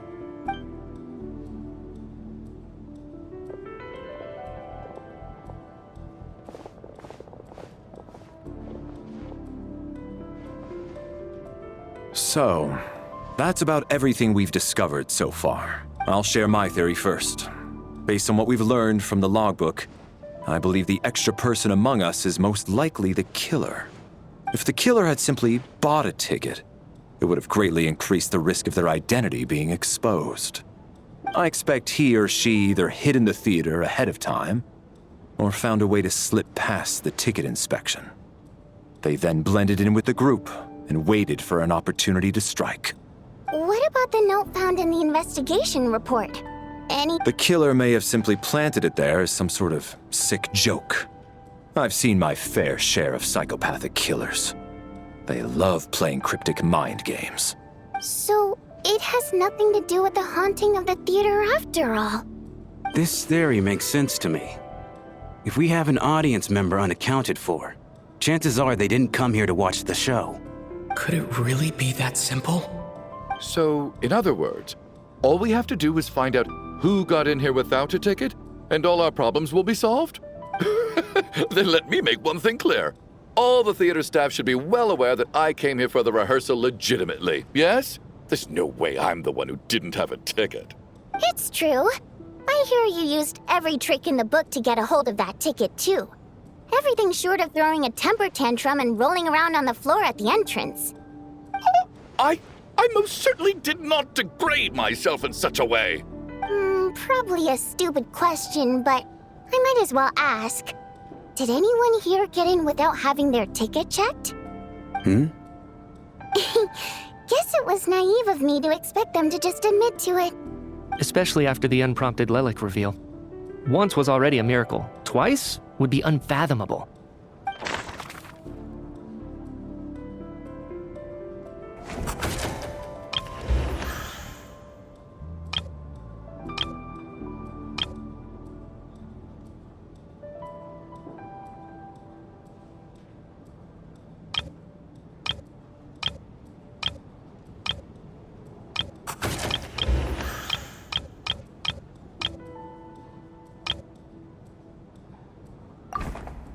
I don't believe any of us here knew Shram before all this. If no one can verify Shram's identity... Mr. Shram, did you really go through the ticket inspection to get in here? Huh? Me? Why am I being singled out, my friend? Do I seem that suspicious? It's not that you stand out as suspicious, more that everyone else has been ruled out as trustworthy. Okay. Well, we spent the best part of 2 days together now, so I'm sure you can all tell what kind of person I am. I'm a true gentleman. Yeah, I have no doubt that you're a good person. But the problem is, none of us here actually know you, so no one can say for sure that you are who you claim. Although, actually, what was it you said last night? Yeah, you're friends with that water imp, which is why you understand our primary mode of expression. Last time I checked, there were barely any of us remaining in Snezhnaya, since most of the water imps left. Could you tell me a little bit more about your friend? And I suppose it's also kind of a way for everyone else to get to know you a little better.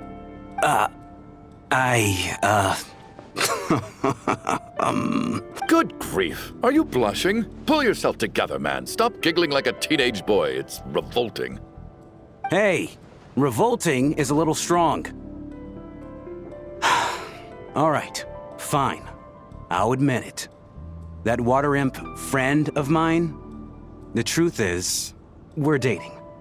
I was just a bodyguard hired by our family. But the stars must have aligned, because sparks began to fly between me and their daughter. Never in my wildest dreams did I think I'd get so— We don't need details. Just get to the point. Okay. I'm just a little hesitant to reveal her name, that's all. You know how it is. These are delicate times. Even with me to protect her. If word gets out that she's dating a human, both the Fae and human factions will give her a hard time. Really? Wait, no. That can't be. Huh? Shram, what the devil are you talking about? Why is everyone looking at me like that? Surely you can understand where I'm coming from. Delicate times? Factions? Yes. You know, the Civil War. Last time I checked, the Fae and the humans were still at each other's throats. If I'm not mistaken, the last significant civil war in Snezhnaya history was over 400 years ago, when Her Majesty the Tsaritsa had just taken the throne and was consolidating her reign. What do you mean, 400 years ago? What's going on here? Is Shram from the past? All right, Mr. Mitya, you win this round. As far-fetched as it is, it appears that your theory may be correct. I'm just as amazed as you are. I didn't even believe it myself, to be honest. Is someone going to explain what's going on here? From the look on your face, you figured it out too, haven't you, Traveler?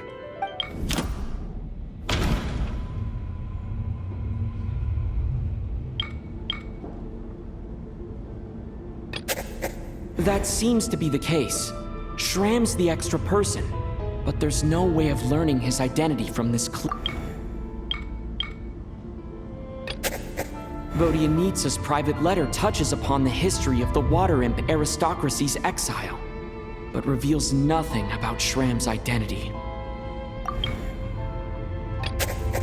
No, the truth lies within the clues we've already discovered.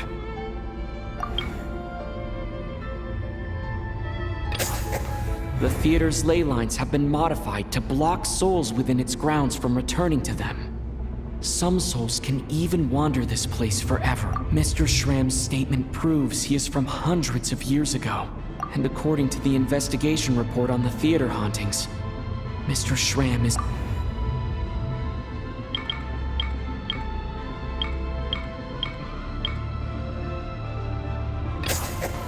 For some unknown reason, the soul that has been wandering the theater due to the ley line issues has joined our group and blended in. Yeah, that must be the immediate reason why the ticket count doesn't match the number of people present.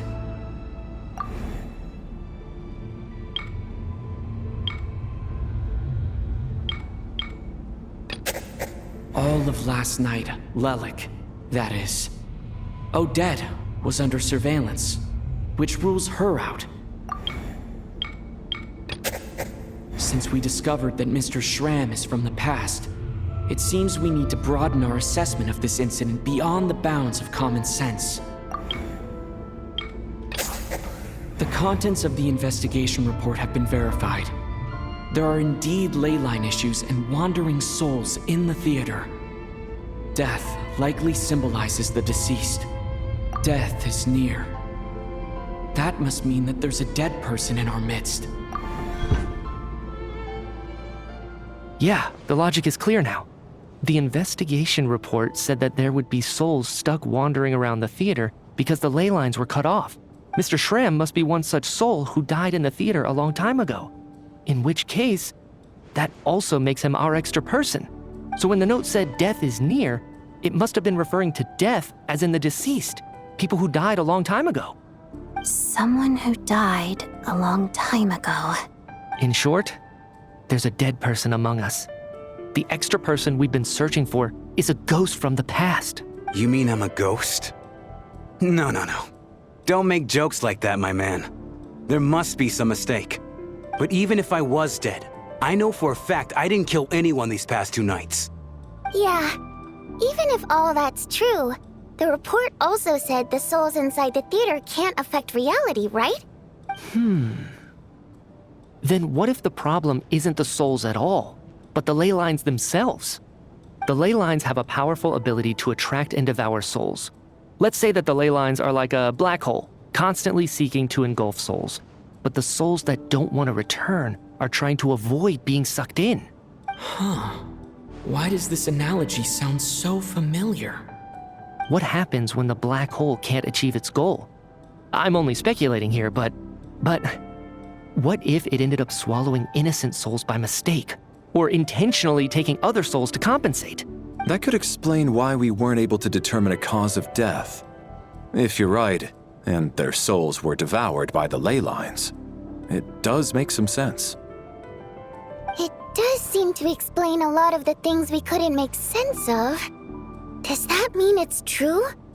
Except there's no concrete evidence. Mitya is relying on a lot of logical leaps. Still, it seems like the best explanation we have under the circumstances. All right, so how could Shram not know that he's dead? Seems a little unlikely that he hasn't noticed anything unusual even after several days interacting with us. On the contrary, It's perfectly normal for a soul to wander the theater for centuries without questioning their existence or reason for being there. It's simply what's natural for them.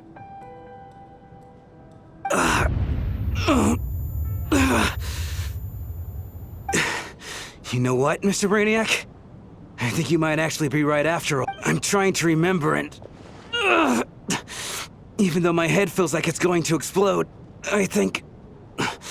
it's all coming back to me. I was the one who didn't want to remember my own death, so I forced myself to forget. Well, I'm sure those are painful memories. My lady and I snuck out to go on a date one day. We bought tickets for the theater. It wasn't really my thing, but I was just happy to be together. All of a sudden, a group of people burst into the theater, shouting for all the water imps to get out, performers and audience members included. It was clear the conflict between humans and Fae had reached a boiling point. This time, the extremists were even coming after the water imps who had nothing to do with the war. I thought I could pull one over on them, so I took off my jacket, draped it over my lady, and tried to sneak out amid the chaos. But I got caught. They started shouting, calling me a traitor to humanity. But I was going to do whatever it took to buy our chance to escape, no matter how many people stood in my way. I had to, both as their bodyguard and out of love. It's all right, friend. You can stop there if you want. You don't need to dig all that up again. It's just... even now, I'm still struggling to accept the truth. How could I be dead? I'm sorry, everyone. If I'd known I was a dead man walking, I wouldn't have dragged you down with me. If I'm the cause of all this death, then punish me however you see fit. But, Mr. Shroom... No. I refuse to be a burden. I know what I have to do. You said I've been wandering the theater for centuries, right? I guess it's high time I got a breath of fresh air. Out there, I mean. I'll leave this place and take all this death with... Mr. Shram, I'm sure we can figure out a different course of action. My good sir, we both know I'm not supposed to be here. I should have accepted my death long ago. One way or another, this has to end. Unless you're saying this goes against another one of your military principles somehow. No, I'm speaking on a personal level this time. Let it go, man. Oh, wait. One last thing. Miss Water Imp. My lover. Her name was Litia. Litia Ozarova. Do you know what happened to her? Ozarova. Oh, Auntie Ozarova. That's what we all called her. I remember her as a very kind elder. She had a bunch of kids, too. I'm so glad she survived. And she had lots of kids? Good. That's... good. I could hardly expect her to stay single just because of what happened to me, right? As long as she went on to be happy, that's all that matters. Besides, I'm dead. My soul has been wandering around here for so long because I was worried about her. But now, I can go without regret.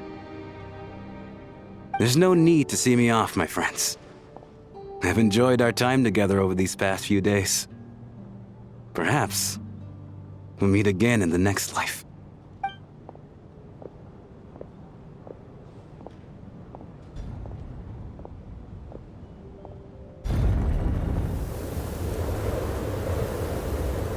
Take care, my man.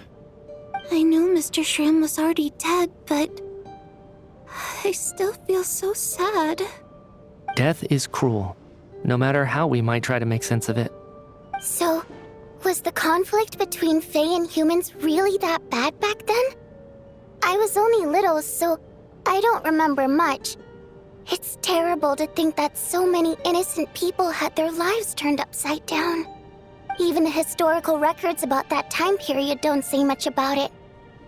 All people know is that the Tsaritsa founded the Fatui, drove out most of the Fey aristocracy without explanation, then used her terrifying power to suppress the humans. It seems to me like the Tsaritsa chose to make herself the enemy. She downplayed the conflict, directing whatever animosity both sides had for each other at herself instead. That's also why, despite how brutal the conflict was at the time, there hasn't been much lingering tension between humans and Fae since.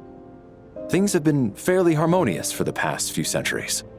So, the Tsaritsa banished the Fae to protect the Fae living in the city? She offered herself up to be hated in exchange for peace. Maybe it's not quite as bad as it sounds. I don't think Her Majesty is too concerned if mortals hate her or not. And besides, there are very few who truly do. All this time, I had no idea. All right. If Mitia's theory is correct, then I think we can consider this matter settled. Let's all take a break.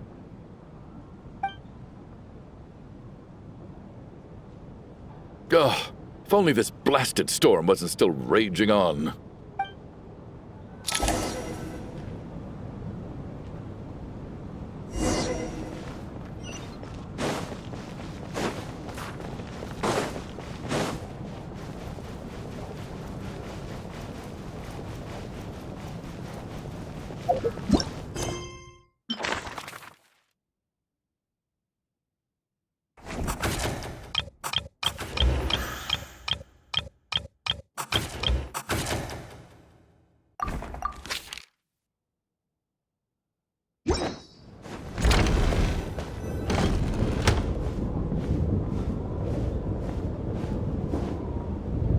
Looks like now we can just rest until the snowstorm stops.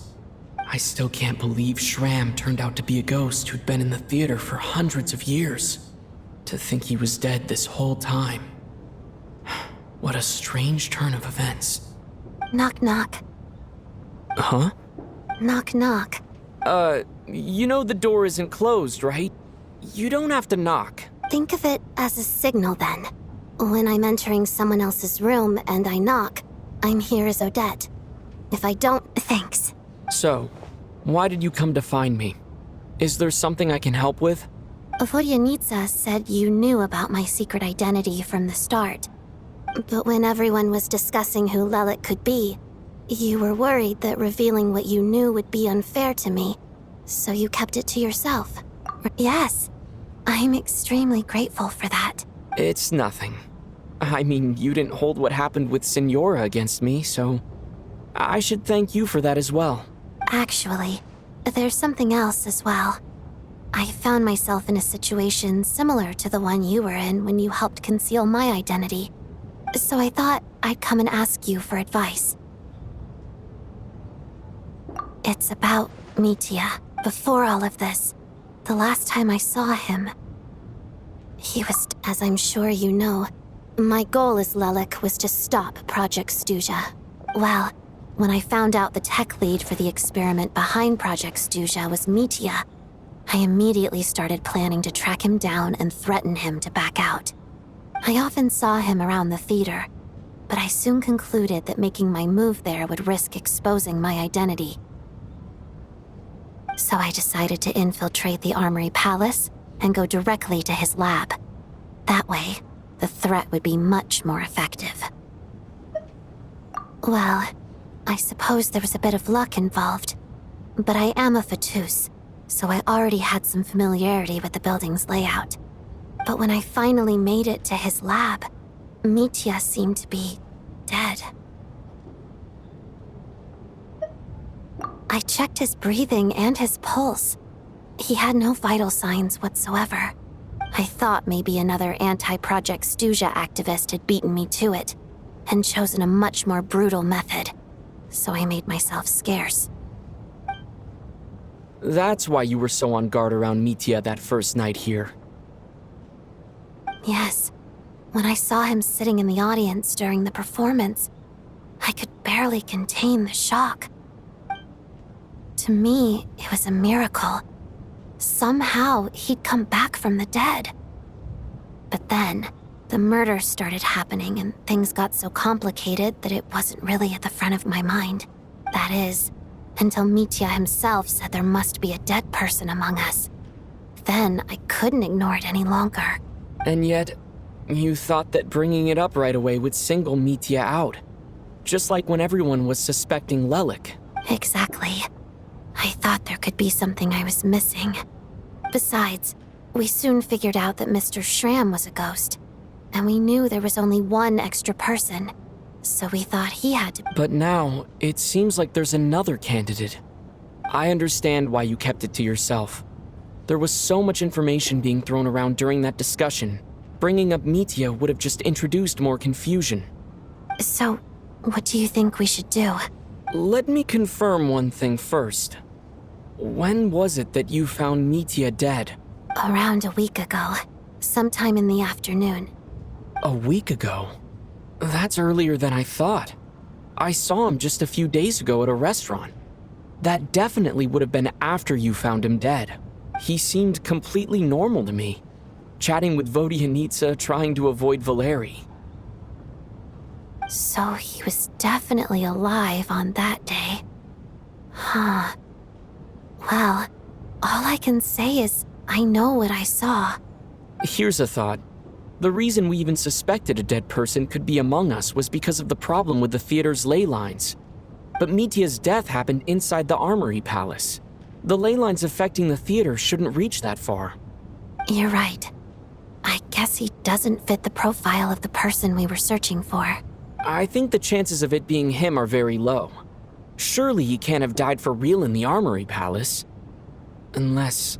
Unless what? Unless he really did come back from the dead.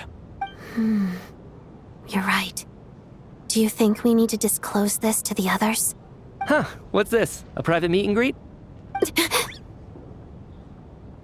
Where do I line up? That's not what's going on here. Well, I was just making the rounds. Thought I'd try to lighten the mood a bit. Bodhi...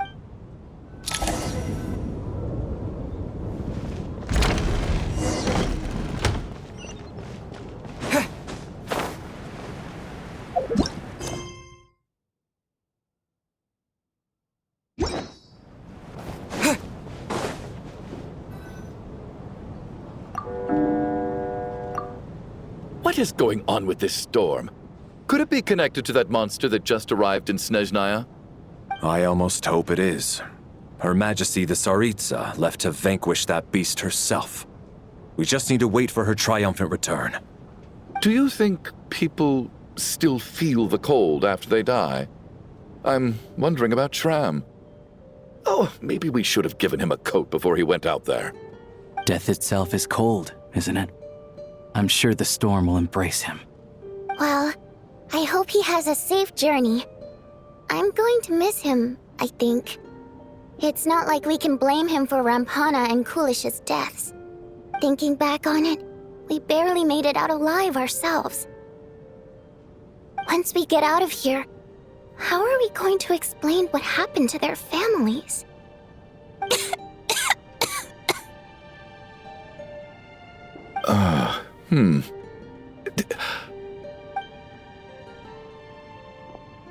Are you okay?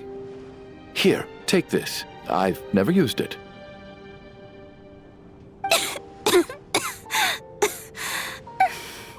Thanks. Look who's Mr. Nice Guy all of a sudden. Is it because Tonya stood up for you this morning? Yeah, without Tonya, who knows how badly he would have been hurt. I told you already, I never intended to resort to violence. Duh, bunch of rascals. Little girl? I was rather surprised when you spoke up for me this morning. I didn't think I had many admirers here, so, thank you. Oh, no need to thank me. I said some bad stuff about you too. I've been, too embarrassed to admit it, but, you remind me a lot of my daughter. So kind to everyone. but never lets her old man off the hook. Unless my wife and I are having a fight, then she's always on my side. Especially when she was little. Every time I took her out...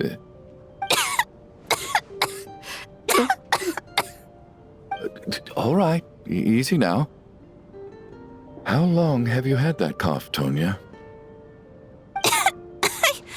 I don't know. It's probably been a while. I'm fine. Anything for it? Yeah. I'll be fine once I see my brother. He's gonna pick some frost fairy flower leaves and brew a tonic for me. I'll feel much better once I drink that. I see. We should probably discuss arrangements for tonight. Now that the deceased has left our midst, there shouldn't be any more incidents. However, out of an abundance of caution, I'll keep watch. Shouldn't we take shifts? I can take one if needed. No need. I managed to get a nap in earlier, so I have plenty of energy right now. After all the tension of the past few days, everyone else should just focus on getting a good night's sleep.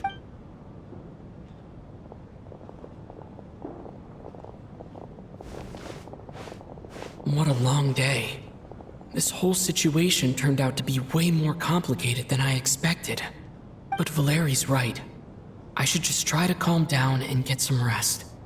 The last thing I want is to give myself nightmares.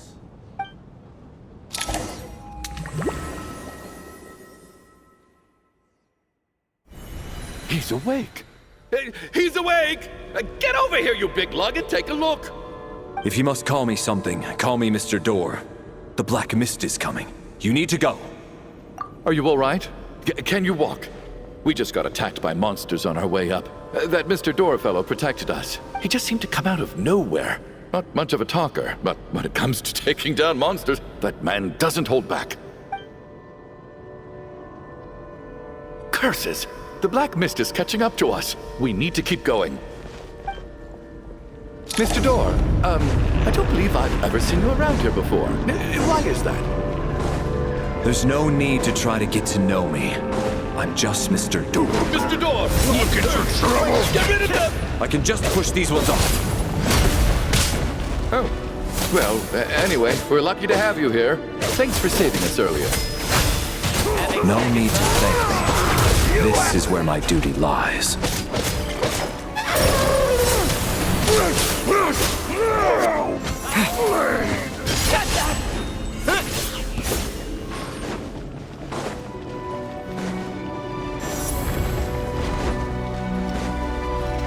So we're doing this the hard way. Cryostorm!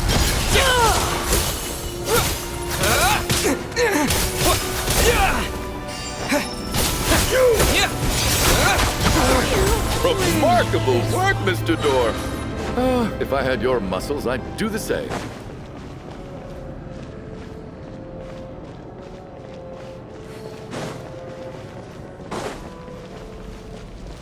Are none of these doors the one you're looking for? No.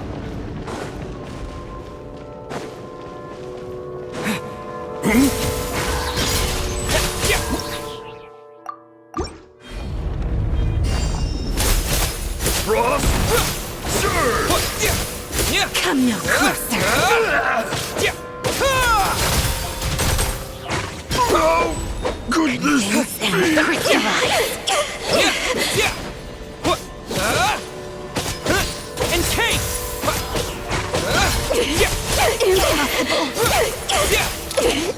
Impossible. I'm so exhausted. And the Black Mist is still rising. Wait, look! There's more monsters down there. Are they coming from within the Black Mist? No!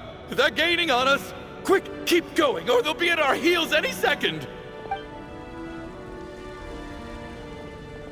Mr. Door, what are you doing? We need to get out of here. They're coming! Found it. This is my door. What? You mean you're going to stay here? I am a door. This is where my duty lies. No! You saved us. We can't leave you behind. You must keep going. A door can only keep things out for so long. You must make haste. But... Oh, you're right. Let's go! We can't let Mr. Door's sacrifice be in vain! The black mist isn't moving anymore.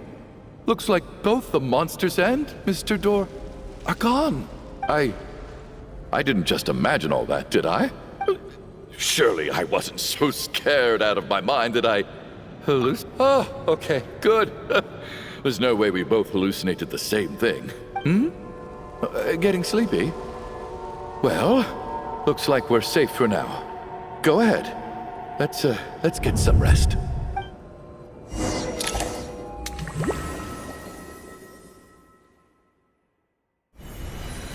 What time is it? Is it morning? I think I had a nightmare. I guess everyone's still asleep? These past 2 days have been exhausting. Valeri's keeping watch though, so he's probably the only one awake. Valeri?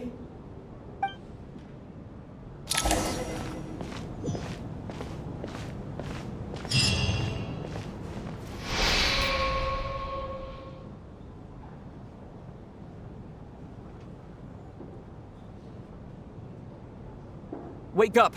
Everyone needs to wake up!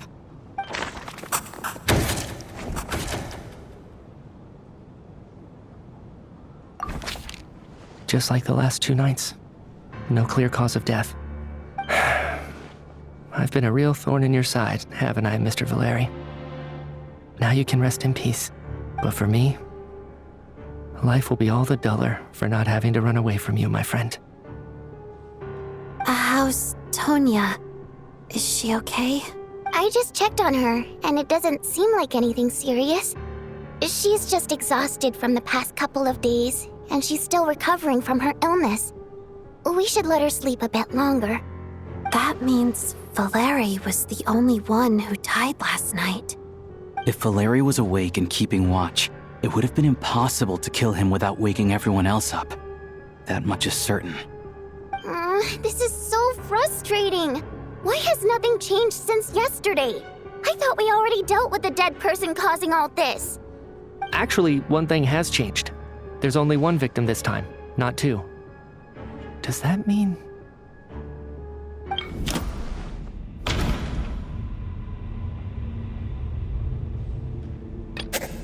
No similar cases have ever been confirmed, so this theory doesn't seem to hold up.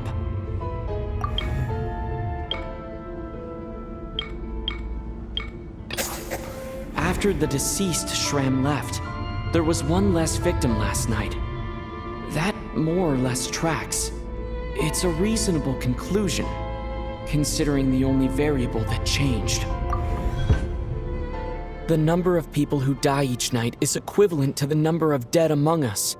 That's your theory, right? Exactly. We identified Mr. Shram, and the night after he left, the death toll dropped from 2 to 1. By that logic, there must be one more dead person left among us. Another one? But there was only one person unaccounted for in the ticket checks, right? The head count should match up now. Having an extra person was definitely a cause for alarm, but being one person short isn't nearly as unusual. Someone could have left in the middle of the show, or made it out before the storm hit. One more dead person among us.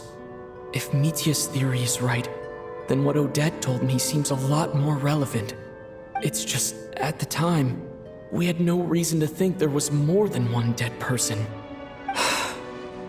If only we'd taken it more seriously as a possibility. I'm sorry. This is my fault. I had information that could have been helpful, but I held back. I'm partly to blame as well. I was too quick to dismiss Odette's concerns. What is this about? What have you two been getting up to behind my back? Sounds like there's some big news you've been keeping from the rest of us. Well, we're all ears.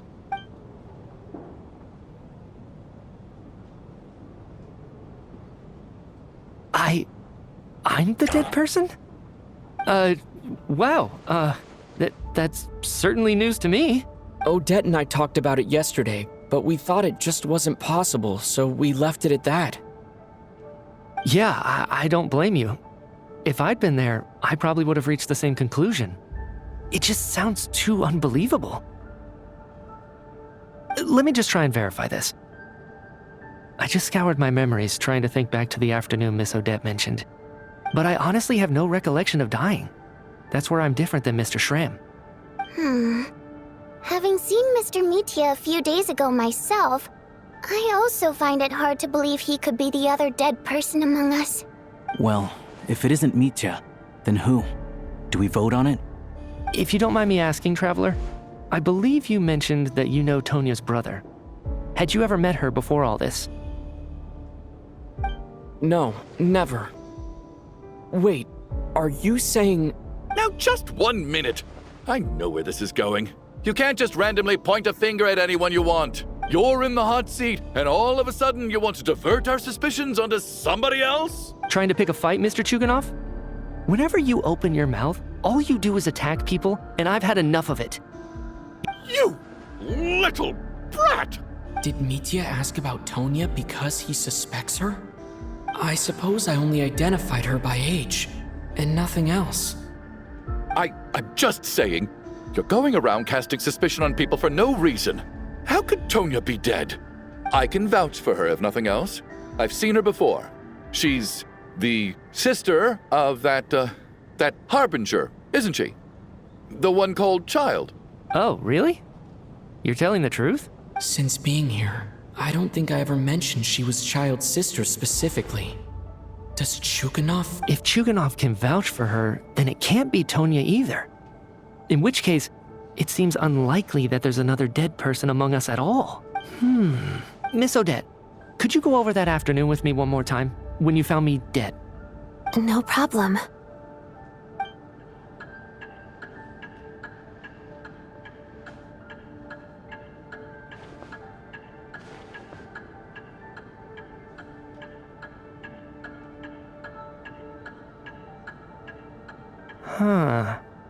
No matter how hard I try, I just can't remember anything about dying. But I do remember something else. Miss Vojanitsa, during our last meal together, I told you how some of the researchers were suffering from temporary memory loss. Do you remember that? Oh, yeah. You said it was hindering the progress of your experiments. You thought they were just under too much stress or something. Right.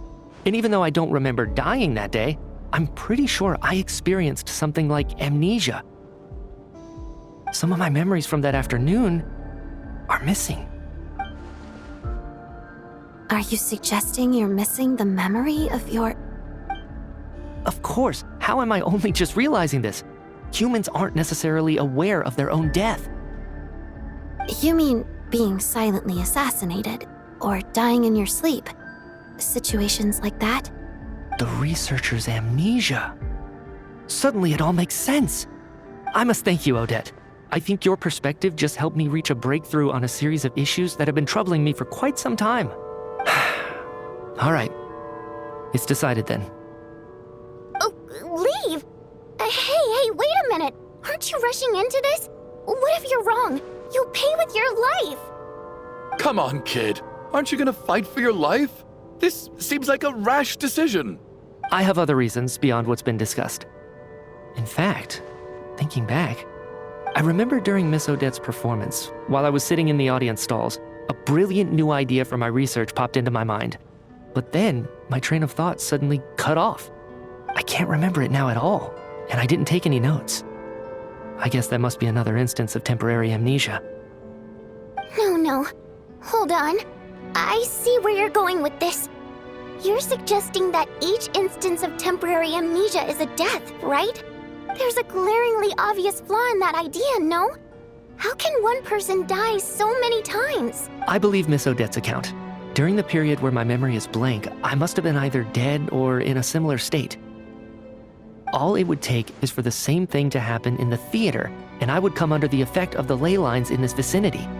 This increases the likelihood of me being the deceased, does it not? But...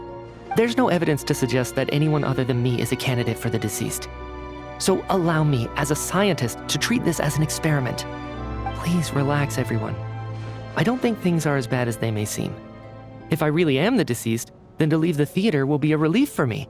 If, on the other hand, I'm still alive right now, well, apparently you've all witnessed my resurrection recently anyway.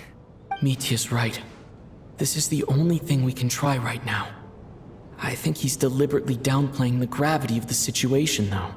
What is a scientist if not someone who gambles on experiment after experiment in an attempt to obtain the truth? With this snowstorm, the ley line phenomenon, ghosts of the dead, and my amnesia, we've been paralyzed by not knowing and powerless to do anything about it. But if I do get resurrected, you can be sure that I'll come back with the truth of all this. Just you wait.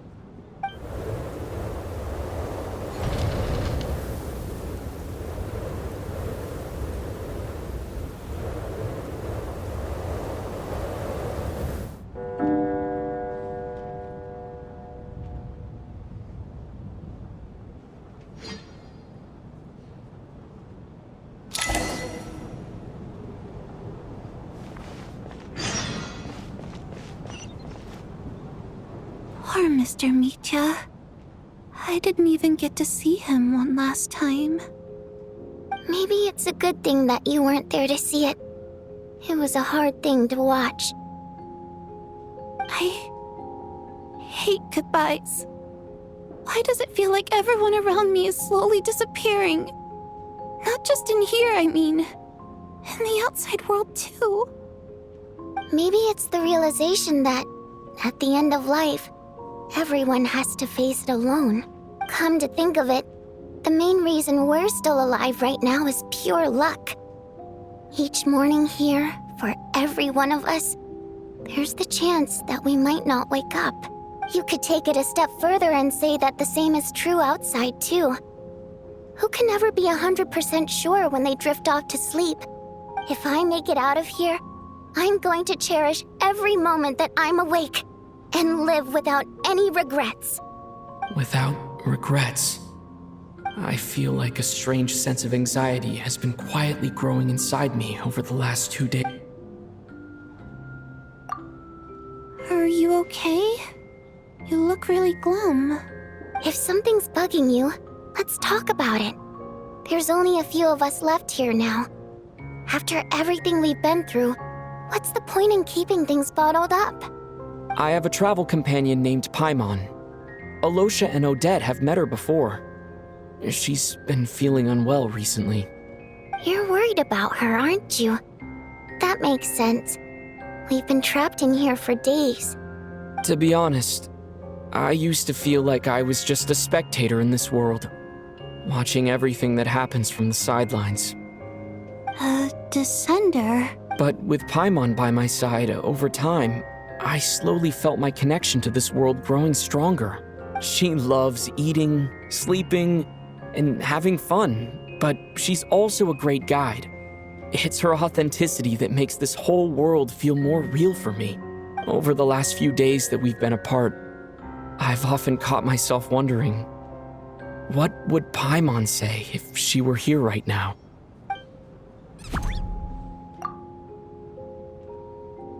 But by the time I snap out of it, the conversation has already moved on, and I'm still in my own little world. I'm trying to overcome this sense of detachment, but I really miss Paimon. I guess, in a way, she means the whole world to me. I bet she misses you when you're not there as well. Maybe you're her entire world too. I don't know if this will make you feel any better, but back when the water imps left Snezhnograd in droves, I also felt like the whole world was suddenly empty. I could be surrounded by people all smiling and having fun, and still feel completely separate from it.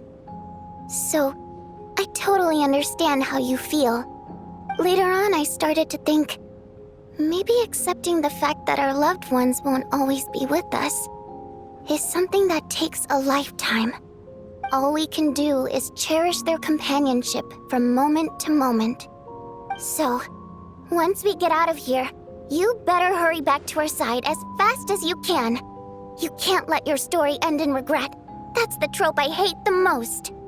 Thank you. That's exactly what I needed to hear. But Vodyanitsa, if you hate goodbyes too, why didn't you leave with your people? That's just the choice I made. I used to regret it, but I don't anymore. Like I said before, singing is a water imp's primary mode of expression. It's how we convey our emotions. Our songs have echoed through this theater for hundreds of years, each one a story pieced together through moments of joy and sorrow. But does a story exist without someone to read it? To me, the answer is no. So I made the choice to stay. That way, there would still be someone left to sing these songs and listen to their stories.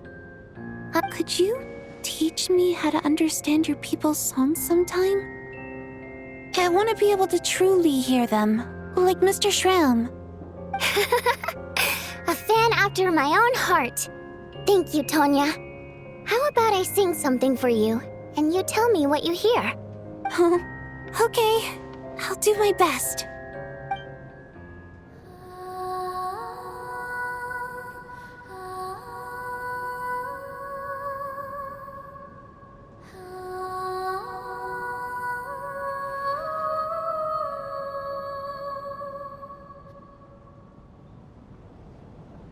I've never heard that one before.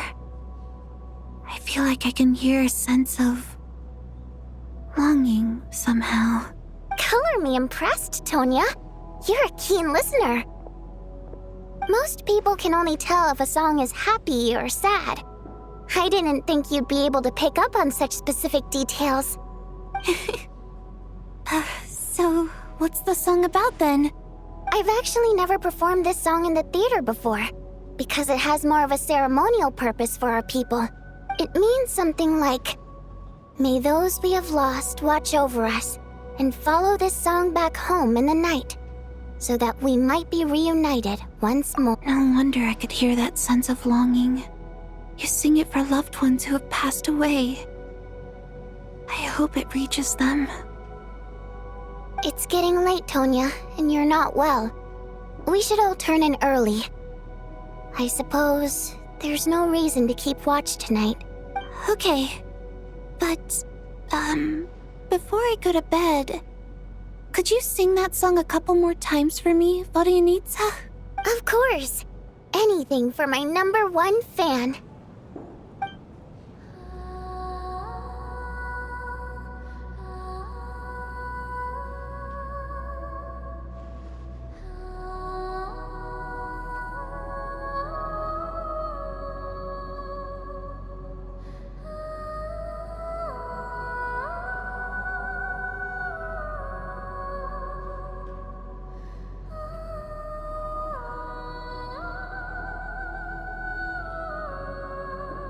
Once I get out of here, I definitely don't plan on ever coming back.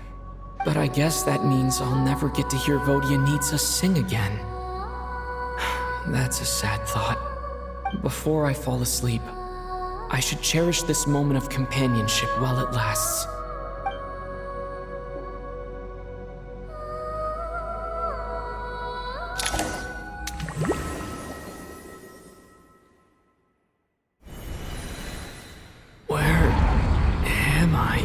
It's so dark in here, and I feel kind of dizzy. Am I alone? Huh? What was that noise?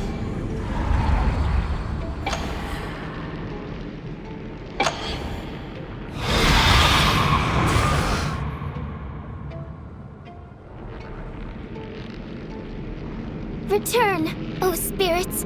Fulfill your oath of protection.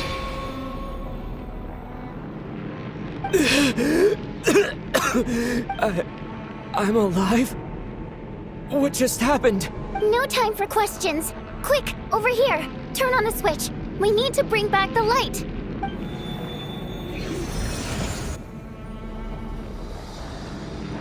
All right, we're safe. The spirit just now is called Night Prayer. The light subdues her, but she'll attack without a second thought in the dark. Sort of. I know it's hard, but you can't let this place go dark, or she'll kill you again. Yep. Luckily, I was here to resurrect you. Otherwise, that'd have been a real bummer.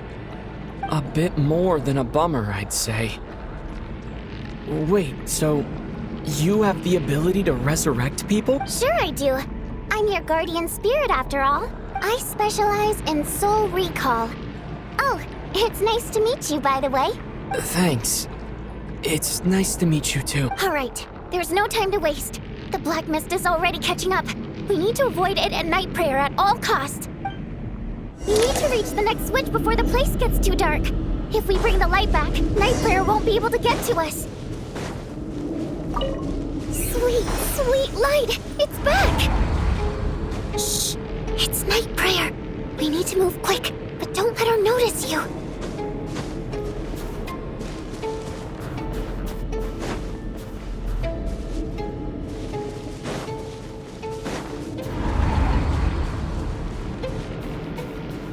Look out!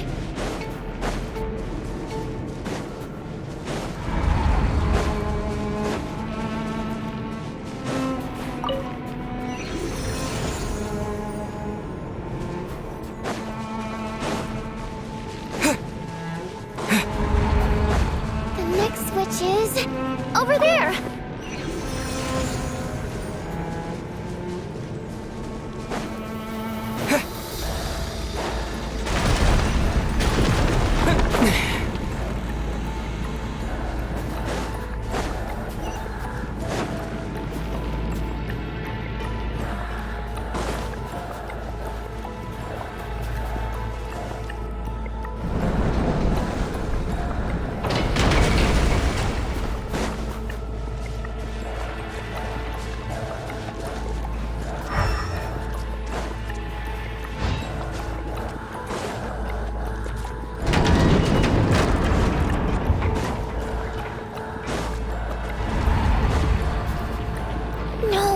Night prayer is here too. This can't be the only path. Let's head up there and take a look. The switch is just up ahead. Hurry! It's too dark. We're not gonna make it. Come on, faster!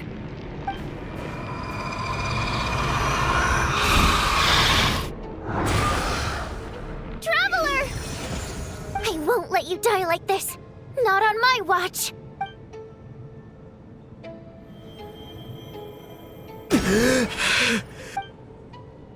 Even though it's not permanent, dying is definitely not a pleasant experience. Great.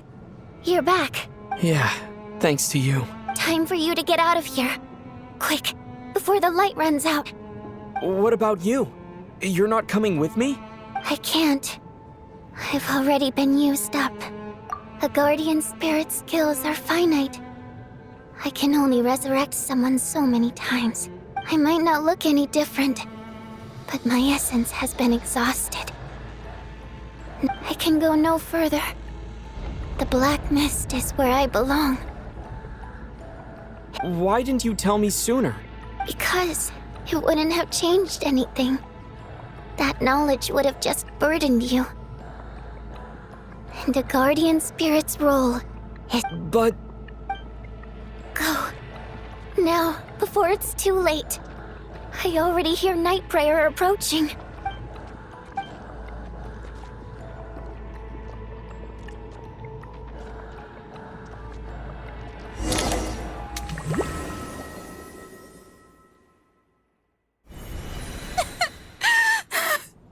What do you need, sir? How could this happen? What do you need, sir?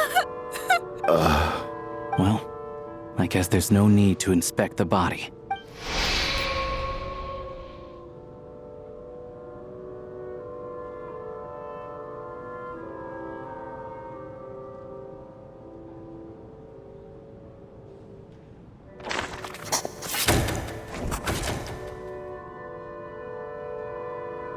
This wasn't supposed to happen.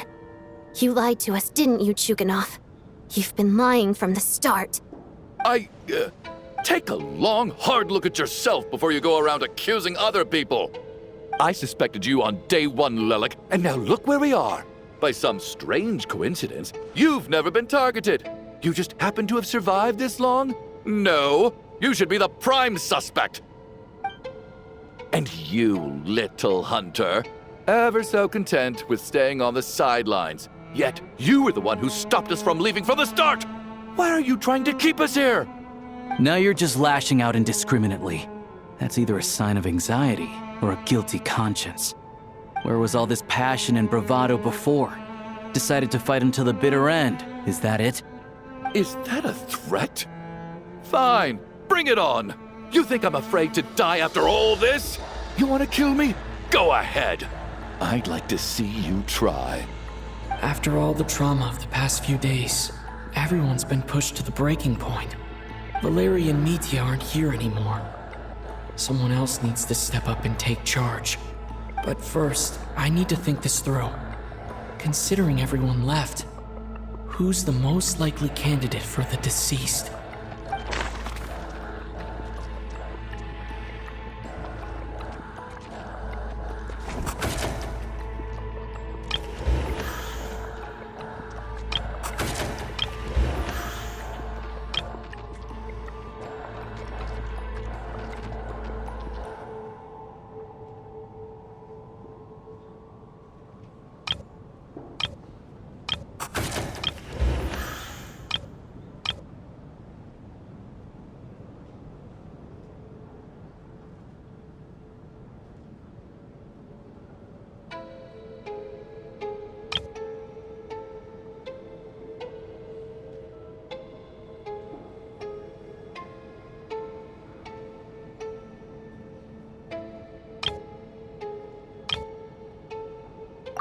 I clearly remember Mr. Chuganov from the first time I visited the theater.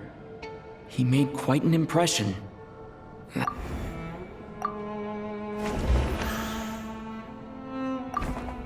Of those who remain, the only person we've never met before is Tonya. There is room to doubt her true identity. People are easily misled by first impressions. Now that I think about it, Child Sister was in fact a label I imposed on her due to my own assumptions.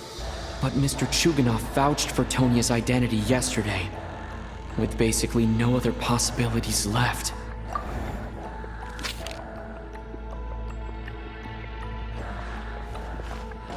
Tonya, how's Tusser been lately? Tusser? Your brother Ajax must have mentioned me in his letters home, right? Did he say anything about a blonde traveler? No. And my brother's name is Razik, not Ajax. Chuganov, looks like it's your turn to do some explaining. Yesterday, you said you could vouch for Tonya. Why did you give us a false testimony?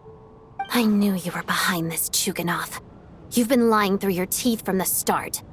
Everything about you is fake, down to the wife and daughter you're always talking about. Your entire family man persona is a charade, isn't it? That night, when I infiltrated your place as Lelik, I noticed you were home alone. Didn't think much of it at the time, just thought everyone else was out. But thinking back on it now, that doesn't seem very likely. My guess is, you live alone, don't you? Even that was a lie? But why would he lie about having a family? Curses! Oh, why is there no end to this blasted snowstorm? If it would just stop! If it would just stop. I think I remember now. I know how I ended up here. The reason I'm always coughing is because I got sick with frostbite. The locals usually call it the snow cough. It's not a very common illness. It's partly genetic and partly caused by the cold climate, but it can be fatal. They sent me to the hospital as soon as they found out I had it. And I spent so long lying there in that hospital bed. After a while, I felt myself growing weaker and weaker. Nothing seemed to be working anymore. Neither the treatment that the doctors were giving me, nor the medicine my brother was brewing from frost fairy flower leaves. So one day, I told my brother that I wanted him to take me outside for once, so things could be like they used to, just for one day. I wanted to meet loads of friends, experience new things. He agreed. He snuck me out of the hospital, and we escaped. We got to the theater, bought tickets, and went inside. Oh, it was all so exciting. I remember the show very clearly. It was amazing. But I found myself getting sleepier and sleepier. Oh, Tonya. When I woke up, I couldn't find my brother anywhere, so I guessed he'd already left. But there's no way he'd leave me behind. So I decided to stay here and wait for him. At the time, I figured he'd probably gone to brew some more medicine for me. Tonya, it sounds like by then you'd already... Yeah, I know. I understand now. Dead, aren't I? This cough and the feeling weak, it's probably just my body's memory. After all of that, it turns out I can't blame my brother after all. I was the one who abandoned him. I'm sorry, everyone. I realized this much too late. It seems like death skewed my perception. And now I've dragged you all into this mess. Your name probably isn't even Tonya, is it? Didn't that ever strike you as odd over the last few days? Well, when I was little, my brother and I read a storybook, and Tonya is the name of one of the characters. When we escaped from the hospital, our family and the hospital security were looking everywhere for us. So when you first approached me and said my brother had sent you, and called me Tonya, I thought he must have chosen a fake name that only the two of us would know. Because he was afraid of getting caught. Now, it seems like that was just wishful thinking. At least your memory of death isn't painful. That is a small comfort. Now it's your turn, Chuganov. Talk to us. I believe no lie is ever told without a reason. You're right. I was lying. I happened to know that the Harbinger child and his sister Tonya managed to get tickets, so I lied to you and pretended I knew them. And yes, I was lying about my family too. The truth of the matter is, I lost them a long time ago. I just refused to accept reality. And now I've spent the second half of my life living a lie. I'm a joke. My daughter's name was Iskra. And before you ask, yes, Iskra, as in Iskra Manufacturing Plant.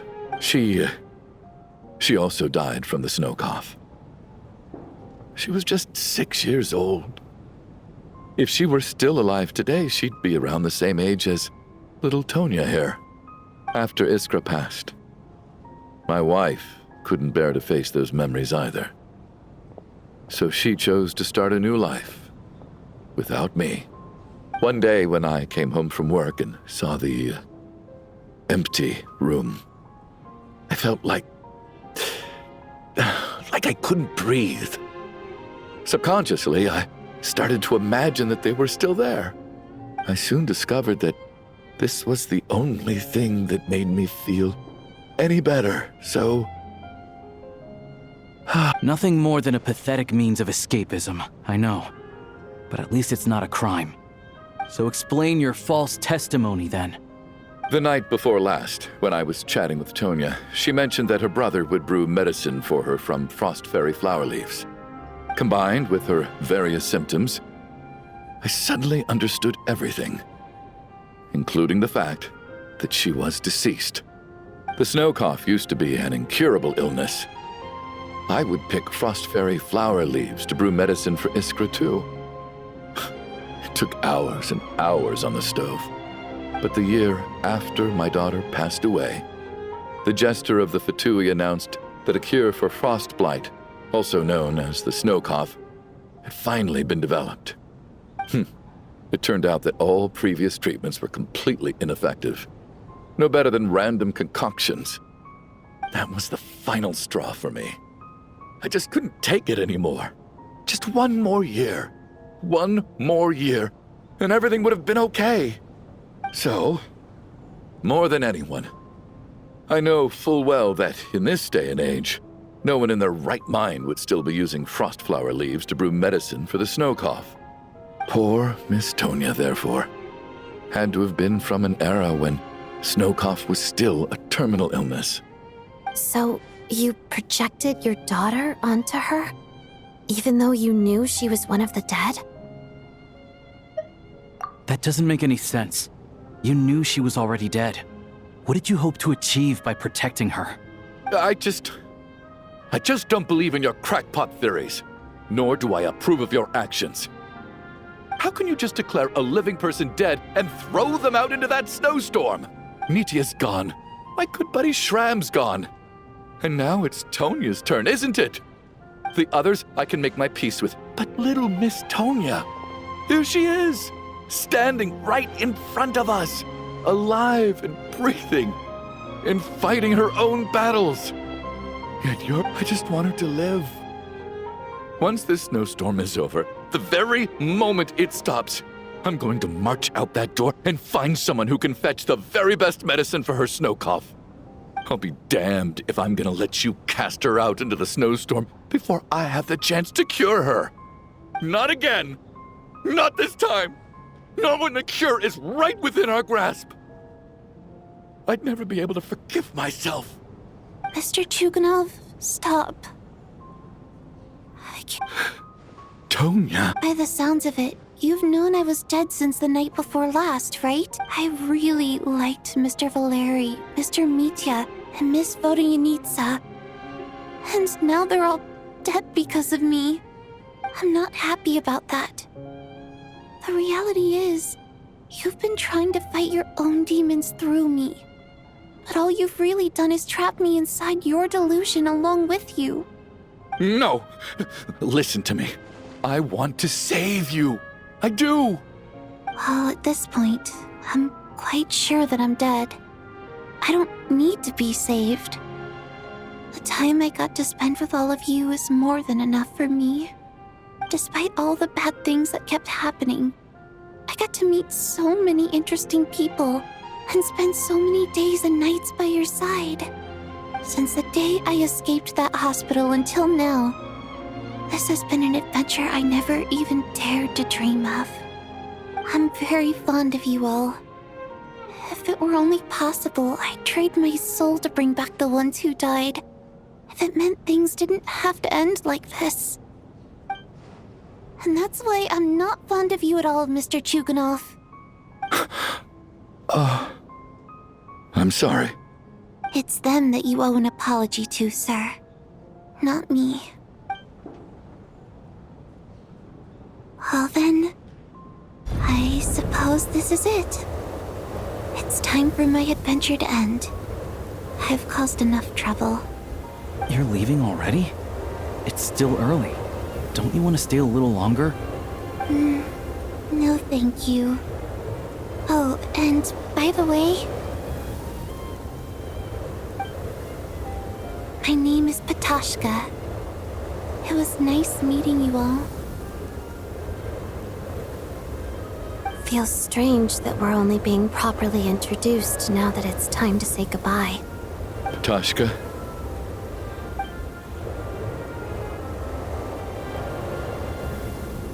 What are you doing, Chuganov? Are you crazy? Let me leave. I can't keep lying to myself anymore. In your dreams.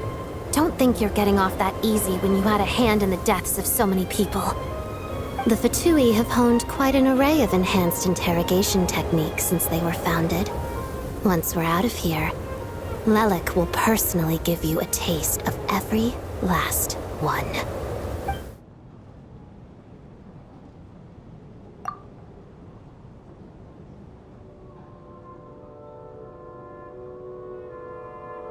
think we should leave. I doubt this snowstorm is ever going to stop. For all we know, this storm might have destroyed all of Snezhnaya by now. Maybe even the whole world. Wait, we finally solved the mystery of the haunted theater today. Maybe let's at least try to enjoy tonight? Fair enough. I don't particularly feel like dying in Chuganov's company anyway. And yet you won't let me die first. Hey, Chuganov, on a serious note, if we do make it out of here, you should close down that factory of yours. A lot of people are freezing thanks to you. Is this really the time to be discussing my factory? All right, fine. I'll shut it down. Doesn't matter to me anymore. Am I hearing things? Or was that a knock at the door? There it is again. But I don't understand. The snowstorm hasn't stopped, has it? Should we open the door? Is this it? Is this nightmare finally over? If the last few days are anything to go by, I probably shouldn't be getting my hopes up. Whatever lies beyond that door at this moment.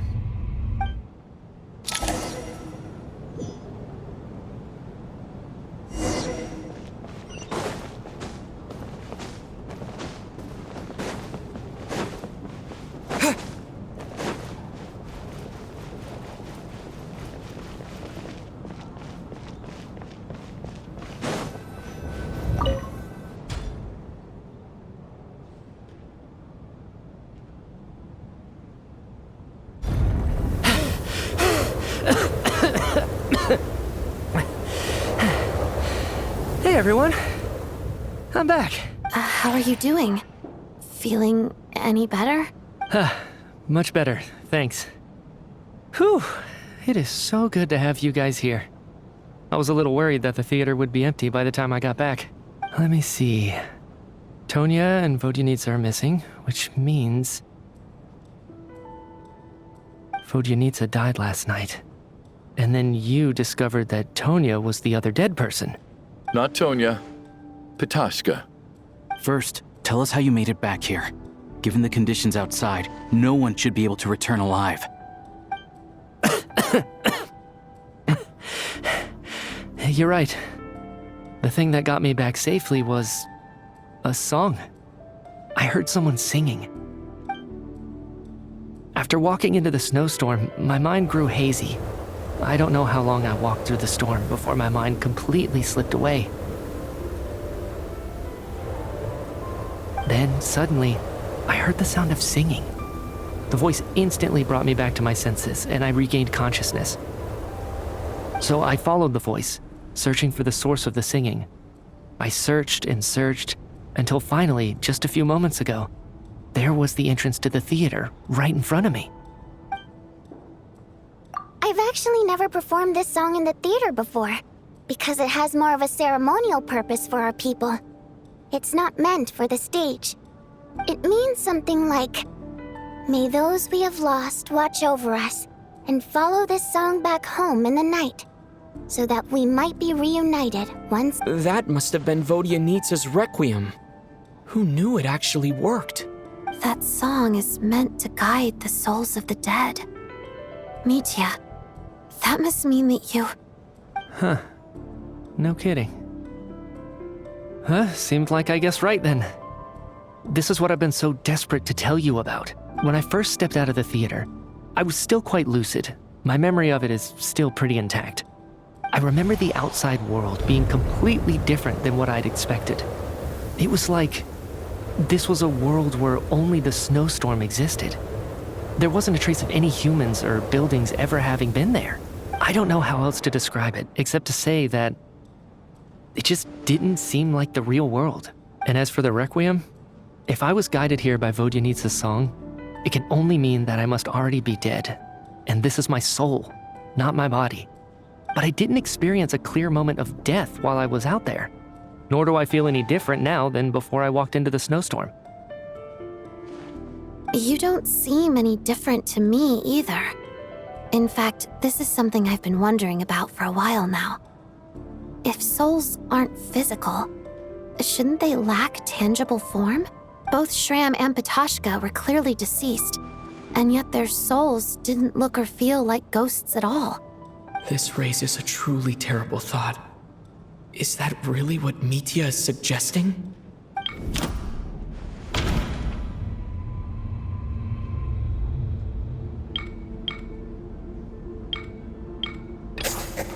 Mitya's soul was summoned back by the Requiem, confirming that he is indeed already dead. And yet, he looks no different from us. Of course, if even the long deceased like Mr. Shram can blend in with us undetected, then maybe we've all been dead from the very start. And all of us are now souls wandering the theater.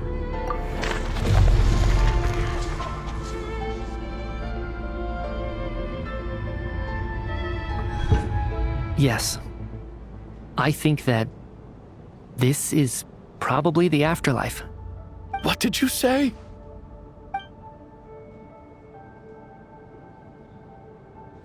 You heard me. We died in the theater. All of us did. But due to an obstruction in the theater's ley lines, our souls are trapped here, while an endless, infinite snowstorm rages outside. It's ironic, really. All that time, we were working so hard to figure out who the deceased among us were, when the truth was, we were all deceased. The only difference being some of us died more recently than others. Do you remember that note, "Death is near"? Seems like we misunderstood what it meant after all. Death was nearer than we wanted to think all along. The note simply meant that all of us were already dead. So all our attempts to survive, our search for the deceased, it was all for nothing? Hard to say. At the very least, we helped 2 lost souls find clarity and go to where they belong. The presence of those 2 is probably what caused our souls to be drawn in by the ley lines. In which case, the deaths we've awoken to over the past few days were just souls returning to the ley lines for good. If what you're saying is true, doesn't that make us the lost souls now? Huh, no wonder. This afternoon, when I was moving Vodyanitsa's body, I noticed that the other bodies in the room hadn't decayed one bit after all these days. That's further proof that those aren't physical bodies at all, but merely our shells here in the afterlife. Am I really dead? This doesn't feel real to me at all. No, that's impossible. This cannot be how it all ends. I still find it hard to believe that all of us are dead. How exactly did we die in the real world? None of us have any memories of dying, right? Not even knowing how we died is preposterous. Good grief! Surely there has to be some reason. Exactly. It's hard to rest in peace when you don't even know how you died. It gave me lots to think about as I strode out into the snowstorm. I racked my brains trying to remember the cause of my death, the exact moment I died, the root of all of this, right up until my consciousness faded. Wait. Hold on. Right before I lost consciousness, I think I saw something. I can't remember. And I think I lost my notebook and pen. Mitya, your hand. Is that blood on your fingers? Huh? You're right. There's blood on the fingertips of my right hand. Looks like it's already dried. When did that happen? What the? I guess this was what I saw. I must have desperately drawn it in my own blood right before losing consciousness. What's wrong? Do you recognize the symbol? It's Renova, the ruler of death. Alosha, do you still remember that Snezhnayan folktale you told me? It was about the Grim Reaper. When someone's about to die, he appears as an incarnation of someone familiar to guide their soul into the afterlife. And as soon as you recognize his face, your life is over. I heard a similar tale when I was little. You think the Grim Reaper in this story refers to the ruler of death you mentioned?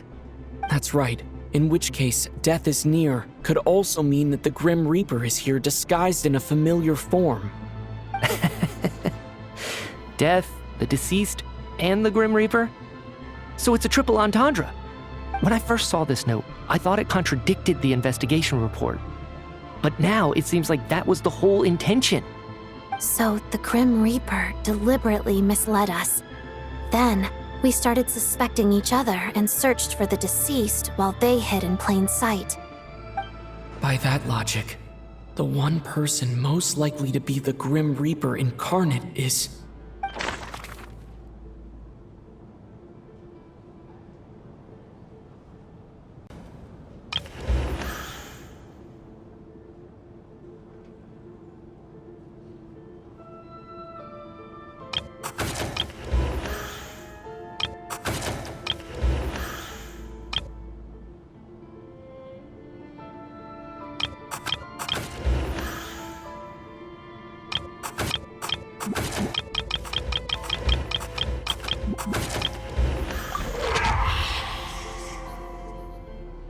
No doubt about it. It's Alosha. Looking back at how everyone has acted over the past few days, Alosha is most likely the Grim Reaper lurking among us.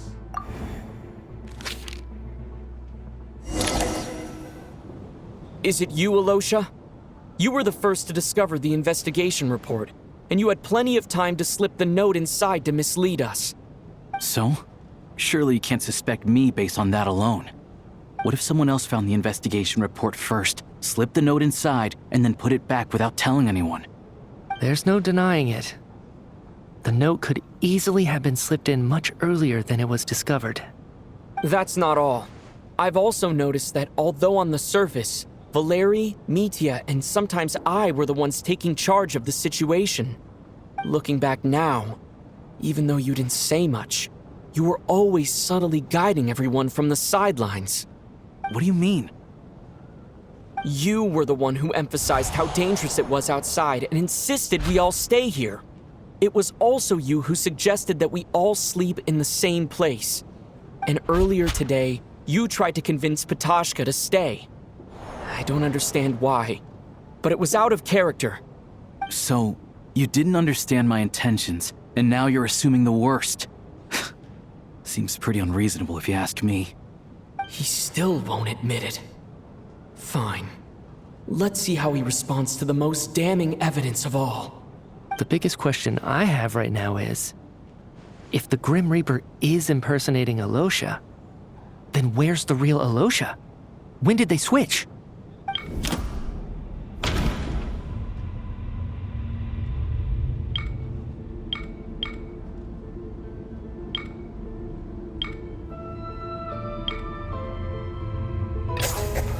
That's right. This was the moment. Right at the start, before any victims had even emerged, Alosha was switched with the Ruler of Death while everyone's guard was still down.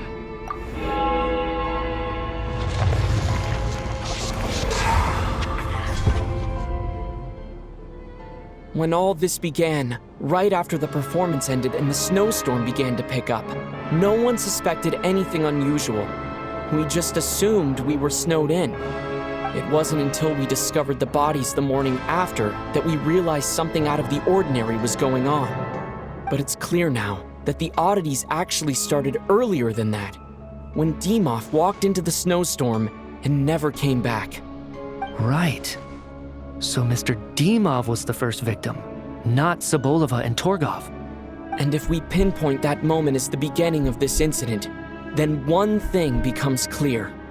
Alosha, you are the only person who walked into the snowstorm and came back without the help of Vodyanitsa's Requiem. More precisely, Alosha never came back at all. The one who came back was the Grim Reaper. Not bad. Well, since you've backed me into a corner, I suppose there's no point in keeping up the act anymore. Alosha? You're the Grim Reaper? I am no such tired cliché. Mortals should address me as the ruler of death.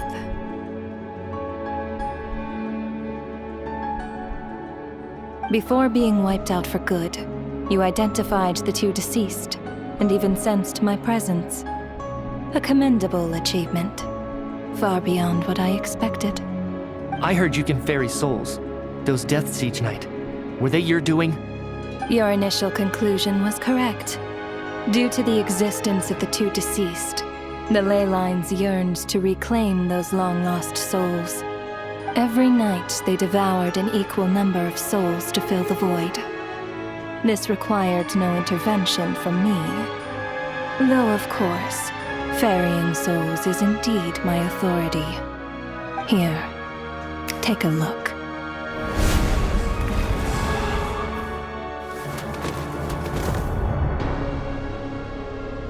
What are you doing? That takes care of today's too. Don't get so worked up. You are already dead, and your souls must return to the ley lines. I know we're already dead. You murdered us, didn't you? Murdered? No. Murder is when mortals usurp my authority. Death is my jurisdiction. If I require someone to die, I need not resort to such laborious methods as murder. You simply met the criteria to trigger my curse of death. I know about the curse of immortality. So there's another death-related curse too? You cursed us? When? And why would you do such a thing? So often, humans pray to me, begging to know when their death will come, and what form it will take. But few people ask why. If you must have an answer, know that death comes simply because one's time has come. So you're not gonna tell us the truth? Hold your tongue. By all rights, you shouldn't even be allowed to speak with me. Those angels from the past are to blame for the reckless renovation of the ley lines here. It's made my work on this occasion infuriatingly complicated. Work? So trapping us here, making us watch our friends die, that's just another day at work for you? You clearly have a lot of questions. Fine. As a reward for your remarkable accomplishments over the past few days, I shall answer a few of your inquiries, provided they aren't too unreasonable. After the physical body dies, the soul must return to the ley lines for that person's death to be considered complete.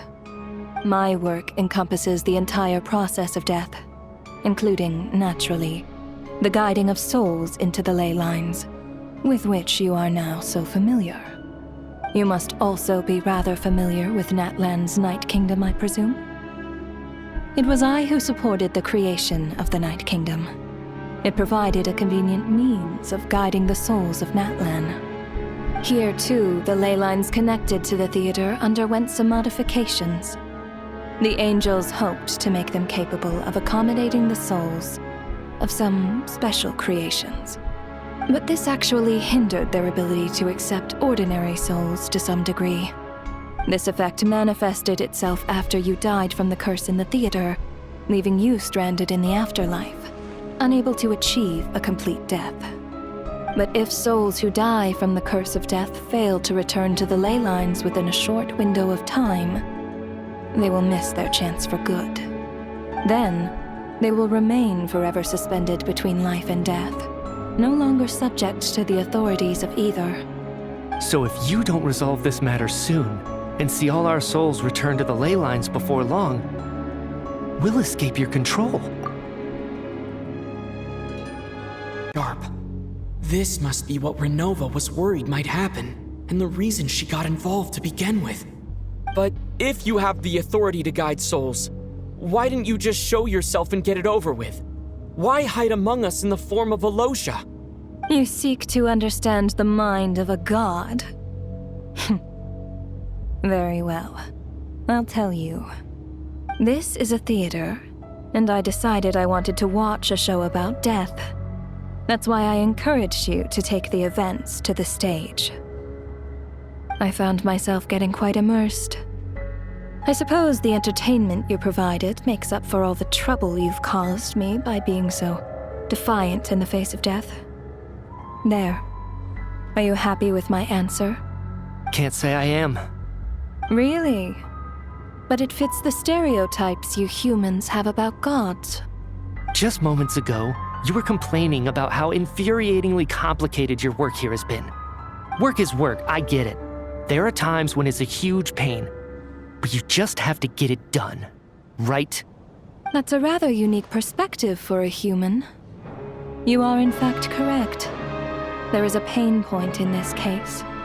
Due to the obstruction in the theater's ley lines, there is a hard limit on the number of souls they can receive each day, making it impossible for me to ferry all your souls at once. Revealing my identity too soon would inevitably have led to futile resistance, and there was a risk that any souls who chose to run would disappear. Then there was the issue of the 2 lost souls you called the deceased. The way you resolved that quandary was all part of my design. That's what I don't understand. If all of us were souls of the dead, what made their presence among us special? For centuries, they have refused to return to the ley lines, exploiting the issues created by the angel civilization to resist being drawn in. Centuries of obsession accumulated during this process. You may think of this obsession as the resentment of the dead, and in this quantity, it was a bomb that could have detonated at any moment. It reached the point where I could not afford to leave it unchecked. But the only way to fix it was to help them acknowledge their own deaths, make peace with their regrets, and willingly walk into the snowstorm. Only then, with my guidance, could they finally return to the ley lines. Otherwise, you would not like to know what the consequences would have been. I vaguely remember seeing Batashka, but in the most terrifying form. Was that in a dream?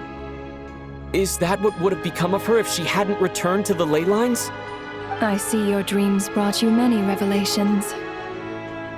So you see, death in fact grants wisdom to mortals. Souls connect to all things in the world and see the chain of cause and effect between them. It's nothing unusual. Anyway, giving psychological counseling to lost souls is not my strong suit. That is more of an angel's role. It was something I could not resolve directly using my authority, so I decided it was easier to leave the bomb defusal to you.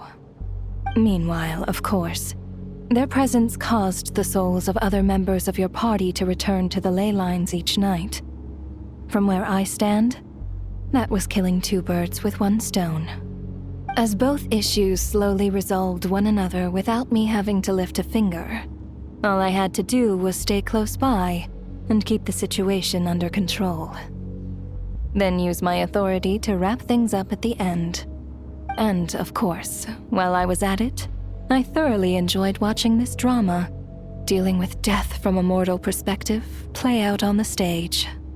Sounds like you had it all figured out, Grim Reaper. I just did the math. You said there's a hard limit to the number of souls the ley lines here can receive each day. It's 2, isn't it? That much is obvious, even to a fool. It's time to review this whole affair. If the ley lines can only take in 2 people per day, I need to go over the deaths from these past few days again.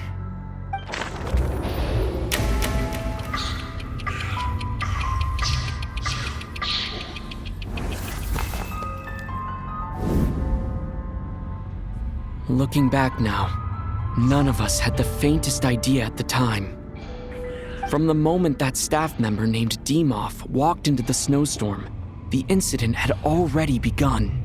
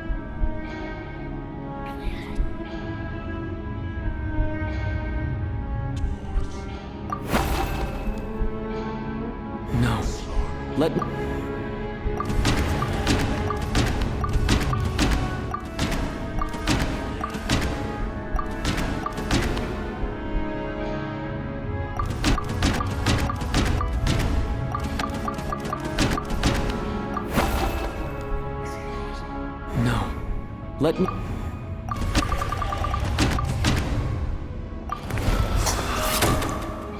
Alosha was the second to walk into the snowstorm after Demoff to investigate.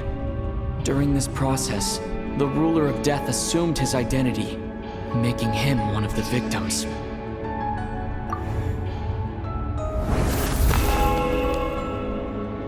During our first night in the theater, everyone was caught up in the novelty of it all. No one could have expected there would be victims the very next morning. Despite all the confusion, and with the help of hindsight, we finally began to realize that something was amiss with the snowstorm.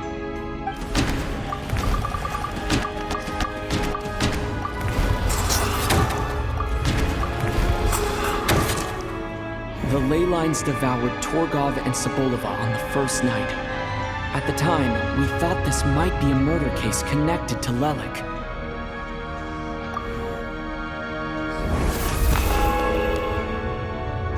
Odette and I spoke a lot that night. 3 people were on watch, but in the morning, we discovered that someone had fallen victim all the same.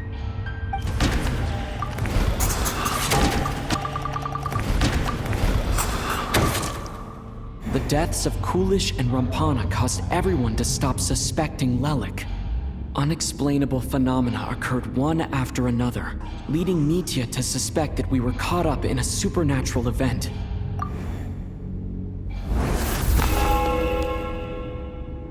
Later, we discovered that there seemed to be an extra person among us, and subsequently discovered the existence of the deceased.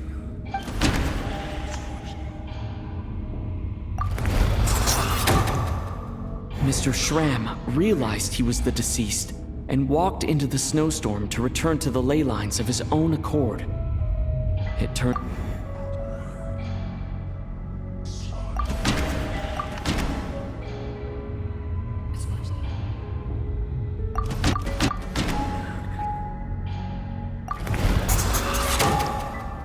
He thought it was all over, but Mr. Valeri's death was a rude awakening for everyone. The ley lines consumed him during the night regardless. A lot happened today. Mr. Valeri's death led us to discover the connection between the number of deceased and the number of victims during the night.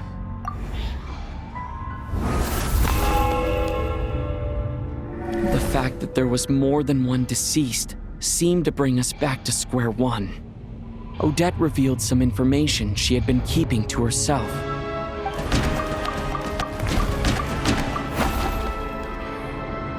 Although Mitya did indeed walk into the snowstorm that day, he returned from the ley lines with the help of Vodyanitsa's Requiem.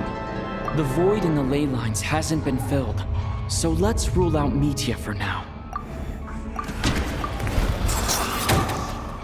Vodyanitsa was swallowed by the ley lines in her sleep, but the Requiem she sang before falling asleep was quite a game changer.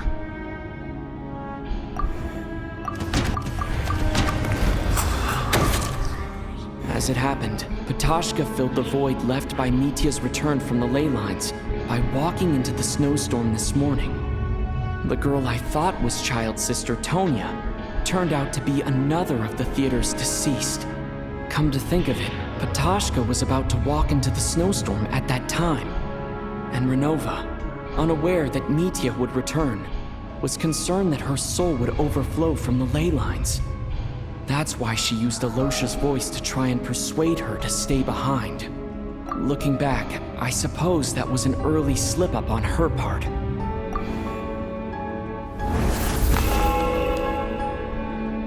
No one could have expected anyone who walked into the snowstorm to return. But just after nightfall, Mitya returned, bringing crucial information with him.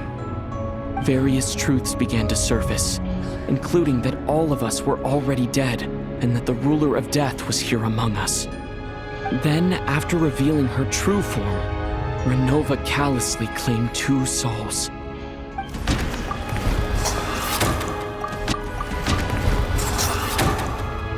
In fact, everyone was already dead by the time we took the photo. And in the days since, we've experienced many more partings in the afterlife. Now, only Mitya and I remain. and the true culprit behind everything still stands before us. In Mitya's eyes, I see the same anger and frustration that I feel. That covers everything. It's all clear now. Your work isn't finished here yet, is it? The Traveler and I are still standing here, safe and sound. The Water Imp's song threw things off a little, but it is of no consequence. The ley lines have already anchored your soul, and the first ray of light tomorrow morning will take you back. I, meanwhile, need to review my attitude towards the Water Imp race. So the reunion in the night that Vodyanitsa mentioned, I suppose that was never meant to be a permanent reunion. That just leaves you, Traveler. My power only allows me to temporarily separate your soul from your body. The ley lines of Tevat would not accept you, and your soul is firmly anchored to your body by your will. For a descender like you, who is not bound by Tevat's rules, your death can only be brought through the most violent of means, such as directly destroying either your body or soul. I have no interest in involving myself with Descenders, for now. Although, this may change if Asmodee remains missing, or you insist on interfering with our affairs. One last question then. All our struggles and sacrifices here, they were meaningless from the very beginning, weren't they? Death abides no reason. Besides, what you call sacrifice is merely a concept created by humanity.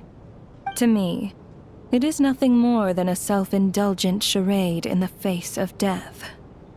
Mere mortals fantasizing that their actions could reclaim something from my grasp. A truly laughable idea.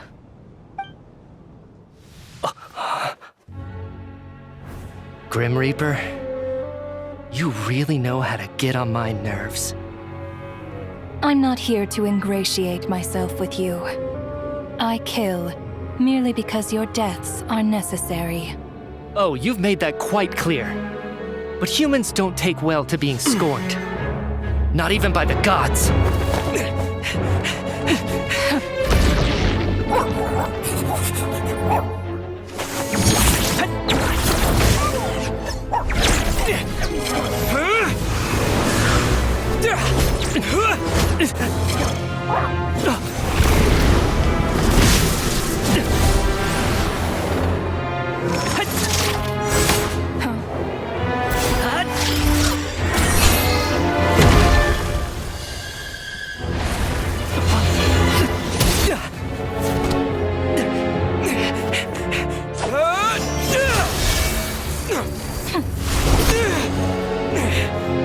This is futile.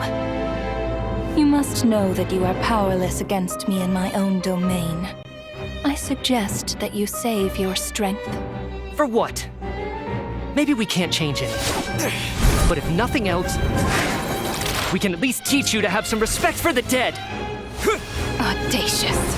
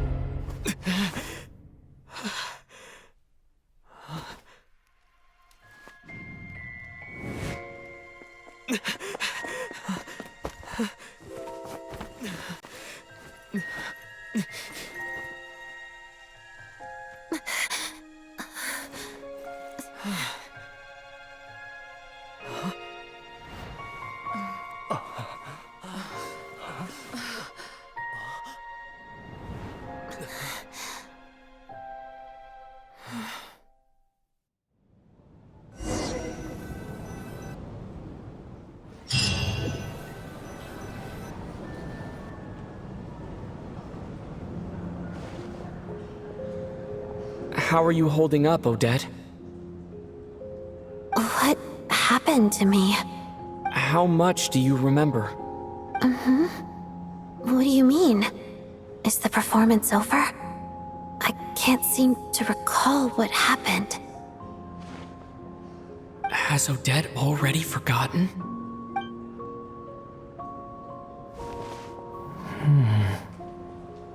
Mitya? Oh, I'm sorry. I guess I spaced out there for a second. Remind me who you are? Don't you remember anything?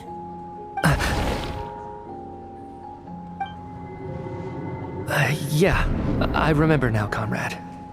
Looks like we guessed right. Just like me when Odette found me at the Armory Palace, for some reason, everyone killed by the ruler of death eventually came back to life. Just with one catch.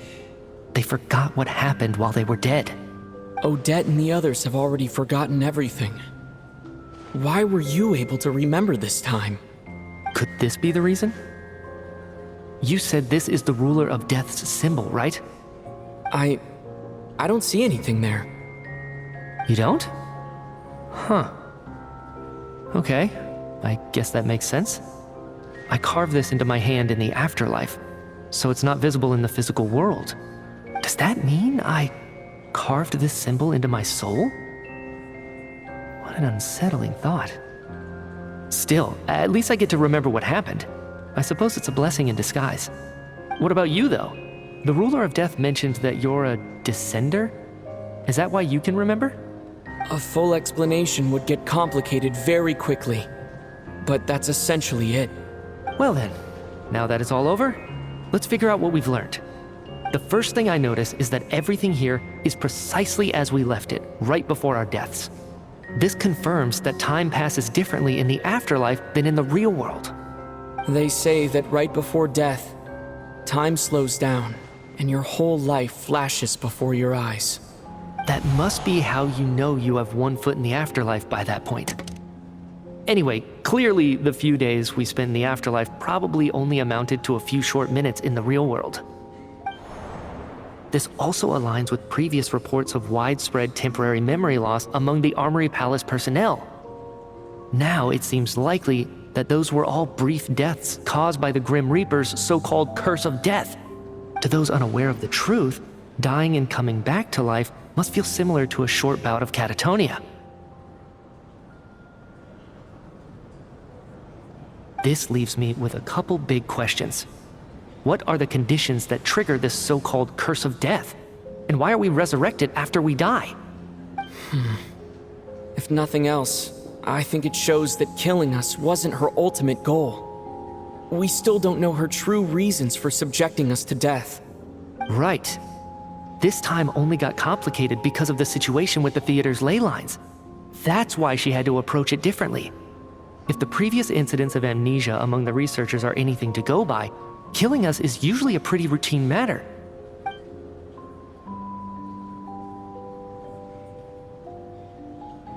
Come to think of it, wasn't I about to note something down before I died?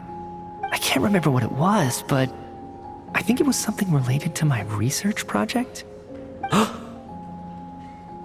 Sorry, Traveler. I'll catch up with you again later. Right now, I have to make a trip back to the Armory Palace.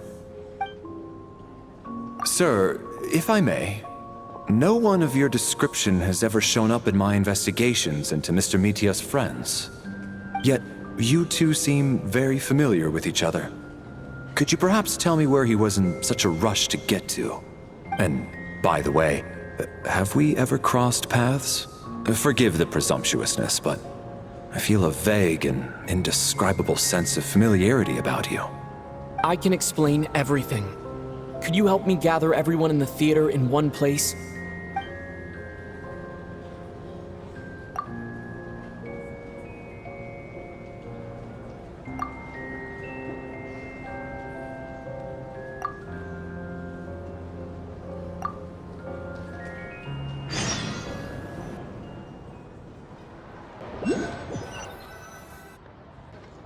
So Chuganov really is going to shut down the factory. I guess this theater incident actually did us some good after all. So, You said I promised to take you to the Armory Palace while we were in the afterlife, yes? I believe you. I think I even have a vague memory of it. Agreed. Let's check in on her first. The whole reason for our trip to the Armory Palace anyway is to figure out what's going on with her health.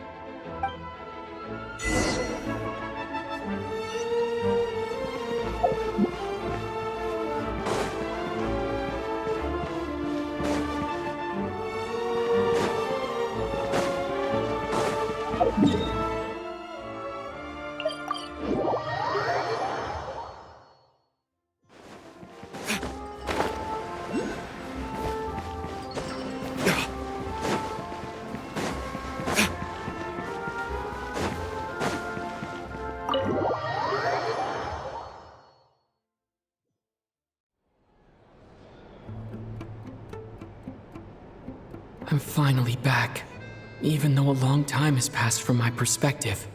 As far as Paimon's concerned, I probably just went out to watch a very short show. I should keep my emotions in check when I see Paimon again, or it'll seem weird. Wait. The atmosphere here feels off. Shh. Stay quiet. Let's go inside and take a look. Have we still not been able to notify Child yet? We need new orders. What if that person comes back again?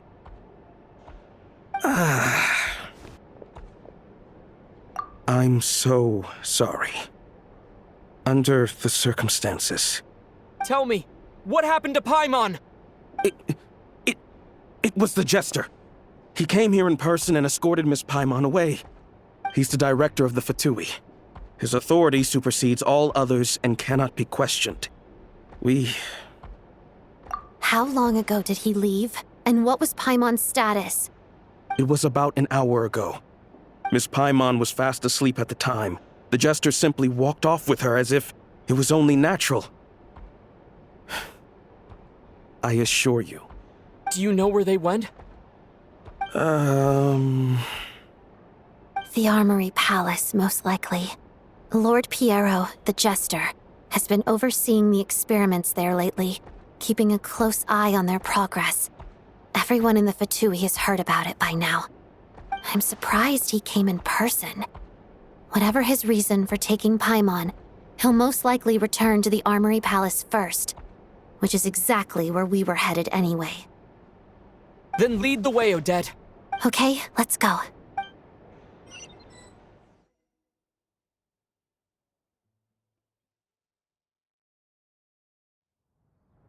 It's just up ahead. Quick, let's get inside. No, I'll go alone. You know I'm planning to force my way in. You're with the Fatui, so you should stay outside. I was hardly planning on taking you through the official channels anyway.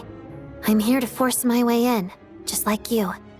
I may be a Fatus, but I'm also Lelek, enemy of Project Stuja. Paimon's safety is paramount right now. With me around, you'll have an extra pair of hands. There might be devices inside that are easier for an insider to deal with. If you say so. Let's go. There's no time to hesitate.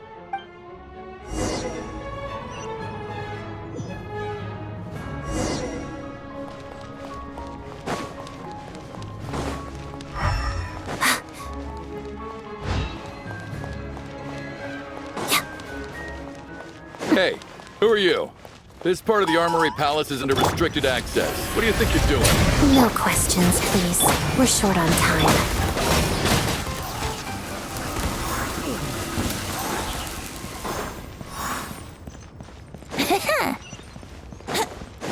I'll make short work of you.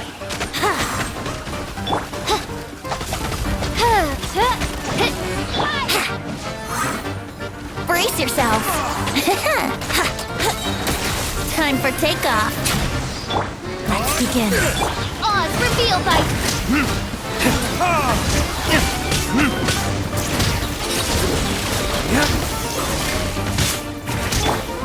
Walks of the snowflakes.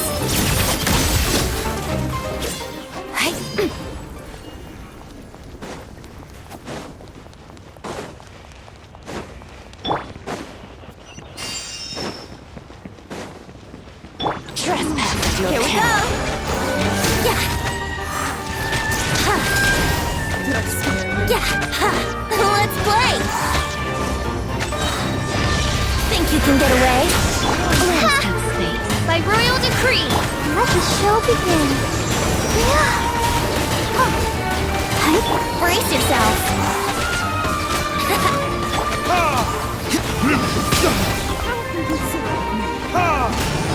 Here we go! I can still... Let me try.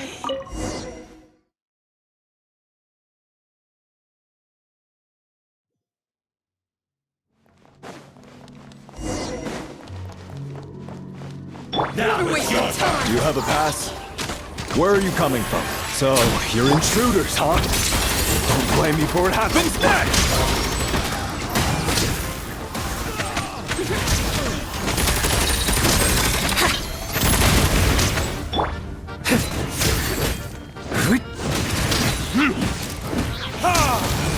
Here we go! Yeah! Did it take too long? Let's dance!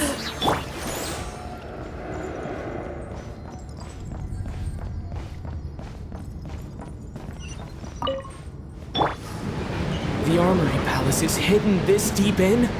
This place is much bigger than I imagined. They're conducting top-secret research after all. The deeper it's hidden, the better, is standard Fatui logic.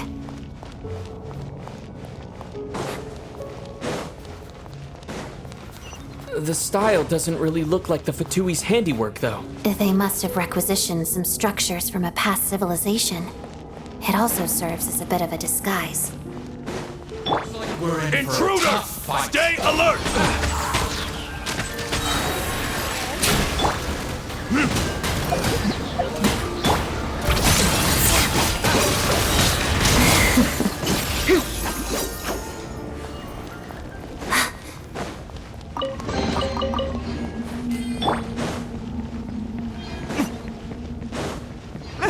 Intruders? Don't come any... Just what are you guys trying to do here? I'm short words your scalp! Time for the big one! Let's play! Time for takeoff! All three gonna die! Shadow me. Witness the snow swan's grace. Pada. No one interferes with the Jester's work!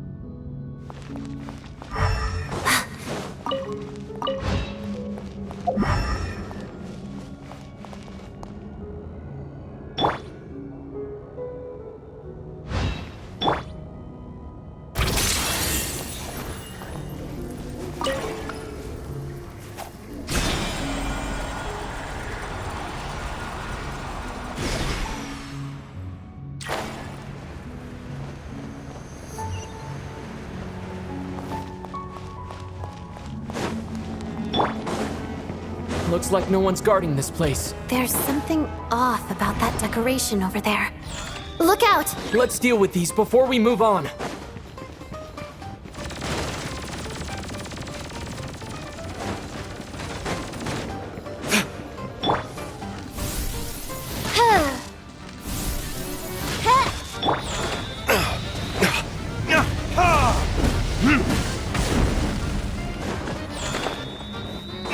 I'll protect us!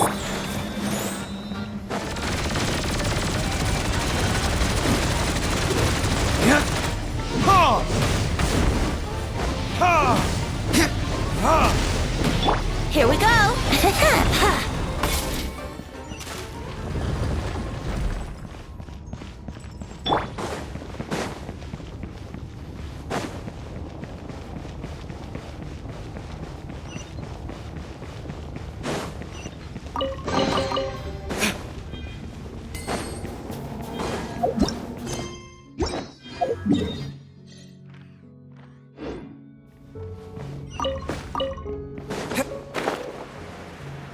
The researchers here probably don't know that we're uninvited guests.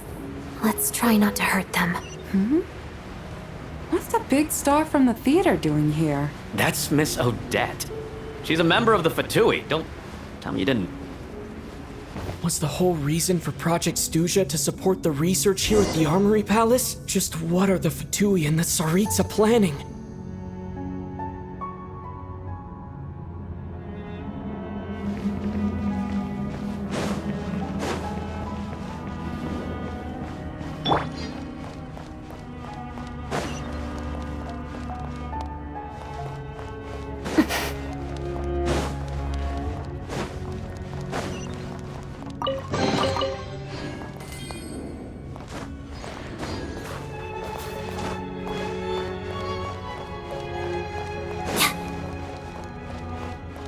Whoa! Who are you? Never seen you around here before. Looks like there's no way through here. Maybe using the power of this prism could help?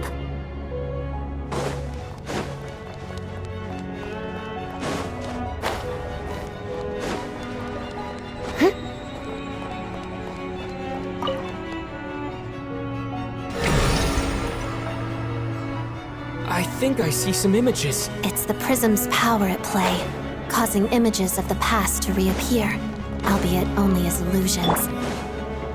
Paimon. And the Jester. Is this another scene from the past? Yes.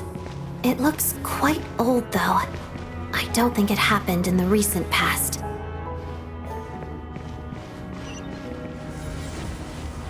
What's going on here? What happened? The source seems to be the Armory Palace.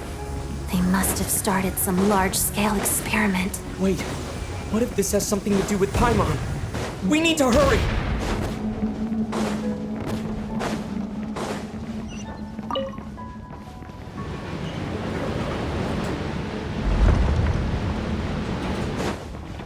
We're almost there. The Armory Palace is just up ahead. Paimon, please be okay.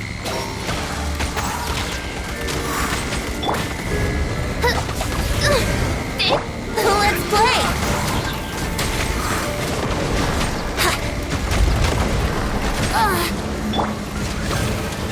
Yahoo! Think you can get away? Crystalline Adagio.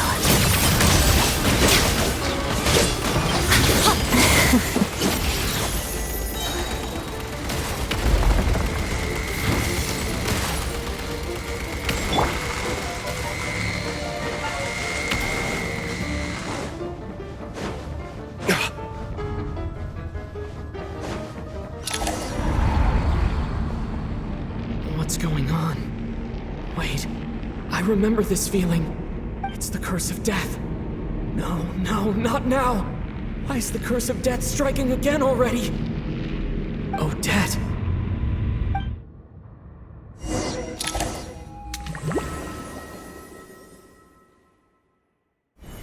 Is this the afterlife again?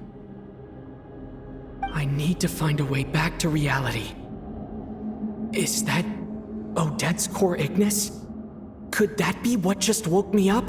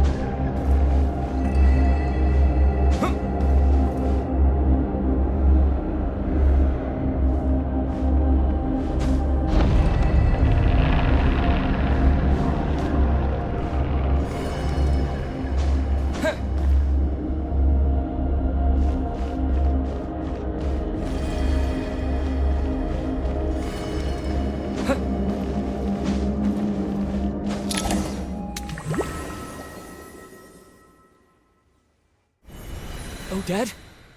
Odette! No signs of life.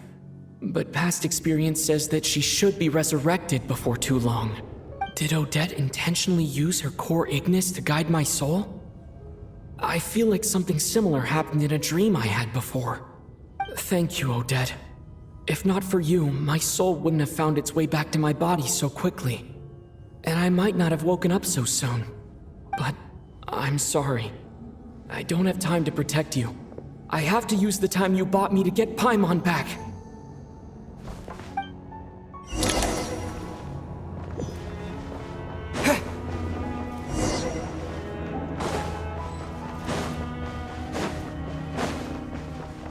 Sure enough, everyone here has been affected by the curse of death. Paimon! Paimon! No, wait. Paimon probably didn't escape Renova's curse either. She won't be able to respond to me right now. I'll have to find her myself.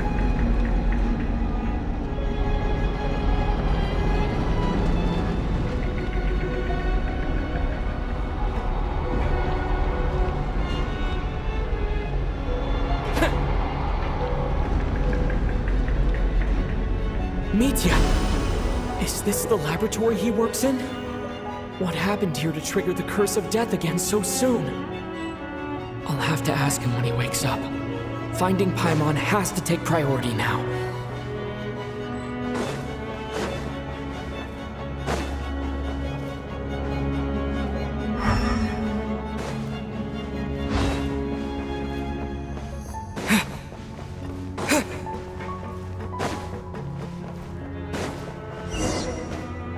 Found her!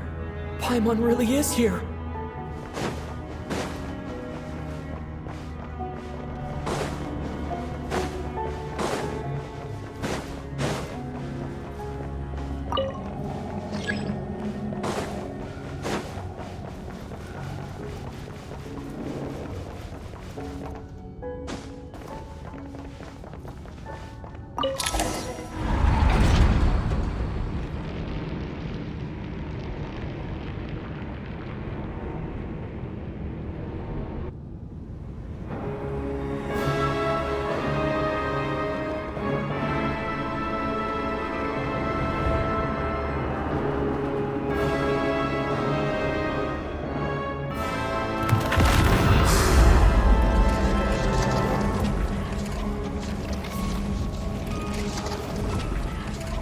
You don't learn, do you? You've already been involved in one mass death, and now you show up at the scene of another. This might have passed for a coincidence the first time, but a second time? Am I to assume you are intentionally interfering in Snezhnaya's affairs? Judging by your expression, it seems that you understand little of what is going on here. In that case, a word to the wise. Do not interfere in Snezhnaya's affairs. A civilization that fails to learn its lesson constantly depletes its own worth. It will one day lose any reason for its existence. And as a descender, you are perfectly suited to be the lifeline to which a dying civilization might desperately cling. Consider your position carefully. No advice needed. I'll make my own judgments. Suit yourself. When the day of reckoning arrives, not even a descender can hope to escape unscathed. The time for resurrection fast approaches. The mortals here are not yet worthy to behold my form. So that will be all for today.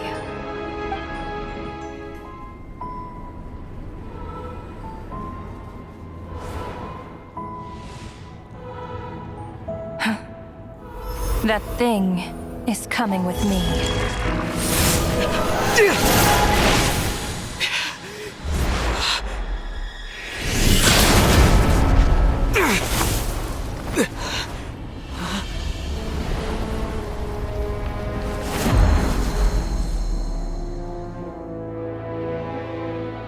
You awoke sooner than I thought.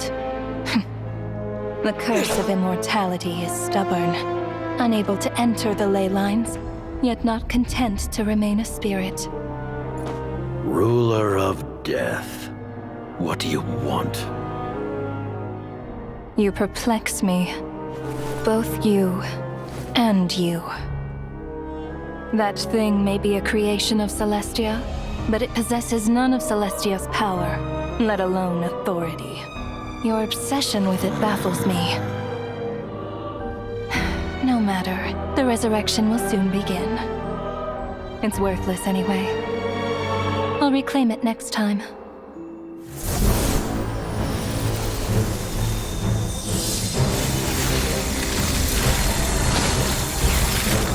Hey, who says there'll be a next time?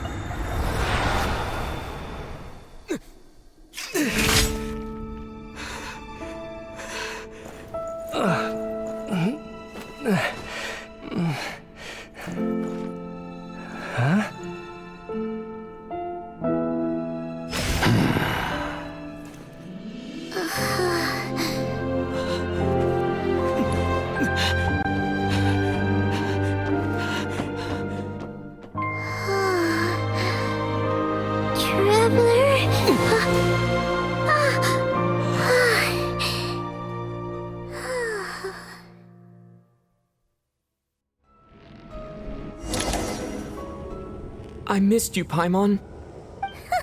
What are you talking about? We haven't even been apart for that long, have we?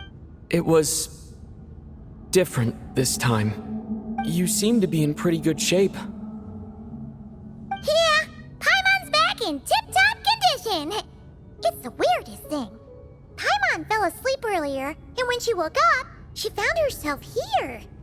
The jester and that guy talking to him used some kind of energy on Paimon, and she could kind of feel it canceling out that other thing that was making her feel unwell. So, Mitya helped too? Apologies for leaving in such a hurry at the theater earlier. I was in a rush to verify some theories. Rest assured that your companion is perfectly safe. We reversed the effects that the experimental energy had on her. The jester specifically instructed me to do so. I suppose this is our first official meeting, Traveler. I could not let Paimon suffer in her condition for a moment longer, and so I simply took her without explanation. I hope you do not mind. But why would a big shot like you care about what happens to Paimon? As I said when you first arrived in Snezhnaya, we once spent some time together in the distant past. Oh yeah, you did mention that. Yeah, Paimon did think you seemed strangely familiar the first time we met. I'm afraid the reminiscing will have to wait. Mitya, let us continue with the report. What conclusions, if any, did you reach from conducting the final experiment of our energy research ahead of schedule? The good news is, my hypothesis regarding the Ruler of Death has been verified. As for the bad news, I recommend we suspend the experiments and Project Mistleton until further notice. Currently, we have no means with which to make a breakthrough. I say this purely as a scientist, guided by reason alone. I will trust your judgment. We shall put the project on hold until the Ruler of Death has been eliminated. Wait, what are you guys talking about? You You want to get rid of Renova? Like, how? By killing her? By whatever means necessary, so long as it removes the threat she poses to us. Until then, everything we do will be in vain. After what just happened, I've ascertained Renova's goal. Or rather, the trigger condition for the Curse of Death. Okay, let's hear it. What she's doing is blocking Snezhnaya's technological progress, preventing us from possessing any means with which to threaten the heavenly principles. Just like the little lapdog she is. So, any ideas, research, or experiments that lead to technological progress can trigger the curse. Just now, for instance, I was set to launch a final phase energy experiment ahead of schedule. If the experiment was successful, we could have achieved a crucial breakthrough. As expected, though, the moment the experiment began, all the researchers, technicians, and witnesses died from the curse. All that effort, not to mention the energy and materials we relied on Project Stuja to gather for us, went to waste. In the end, nothing was gained. Does that mean something similar happened when we were at the theater? That's right. During the performance, I thought of an important breakthrough regarding the experiment, and wound up dragging everyone into this. So the nature of the curse seems to be something like, when moments of technological progress occur, all life in the vicinity is taken away. What a violent method. Of course, that meant the curse was normally limited to the Armory Palace. Since outsiders are forbidden from entering, this mass death phenomenon went unnoticed, until Odette came along. I believe she was the first witness. The curse of death was triggered just before she infiltrated the Armory Palace that day. But you mentioned something about a final stage experiment. Doesn't that mean you've actually made some progress? That's right. Even with the gods locking certain key components out of reach, humanity can still advance technology in incremental steps accumulated over time.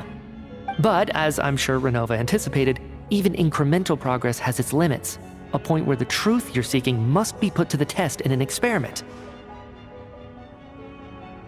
You mean, the experiment you were just about to do? Yes, we were at a critical juncture, a moment where the quantitative was about to translate into fundamental qualitative change. With this single experiment, we could have brought everything we've worked for to fruition. But now, after already being forced to fumble around in the dark all this time, it feels like we've truly hit an impenetrable wall. As long as Renova's Curse of Death persists, we won't be able to advance the experiment or obtain any results. And with Project Stuja having been in effect all this time, at our nation's current strength, repeated trial and error is simply unsustainable. Only by eliminating Renova first will it be possible to continue advancing our plans. But she's the ruler of death! She can just kill whoever she wants, right? That's gotta be the scariest power ever! Is it even possible to beat her? We'll see. But one thing's for sure. She definitely can't just do whatever she wants. The best proof of that is me, standing here, very much alive. You're saying... Wouldn't it be easier to just kill all of us researchers for good? Why resurrect us over and over again? Why let us advance our technology to this point? So, you're saying even the ruler of death has limitations we don't know about? Exactly. And I think that's where the key to our breakthrough lies. Regardless, the ruler of death has always been an obstacle we must overcome. Indeed, we must face life, death, time, and space. After all, our goal is the heavenly principles. The Fatui want to challenge the heavenly principles? For a long time, I've had a vague suspicion the Fatui and the Tsaritsa were targeting the heavenly principles. But hearing the Jester admit it is still a shock. No wonder the Tsaritsa's goal has always been kept a secret from the people. What kind of road will that lead Snezhnaya down? In that case... Lord Jester, I would like to request some leave. I'd like some time to organize my thoughts and go over the data. Granted. Get some rest, put the experiment out of your mind, and take care that the Curse of Death doesn't affect any civilians.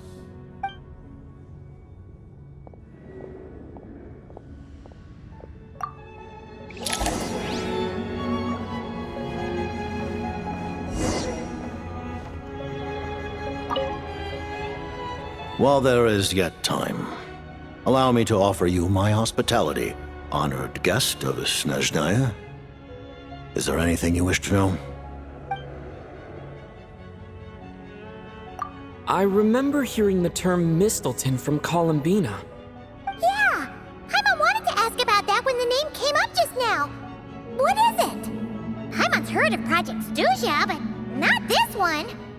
As you know, Project Stuja is a series of measures enacted to consolidate our nation's resources, the greater purpose of which is to serve Project Mistleton.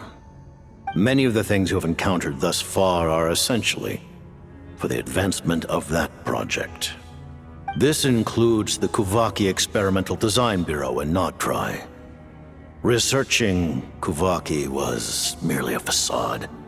Its core objective was to use local resources and research findings to build Mistleton itself.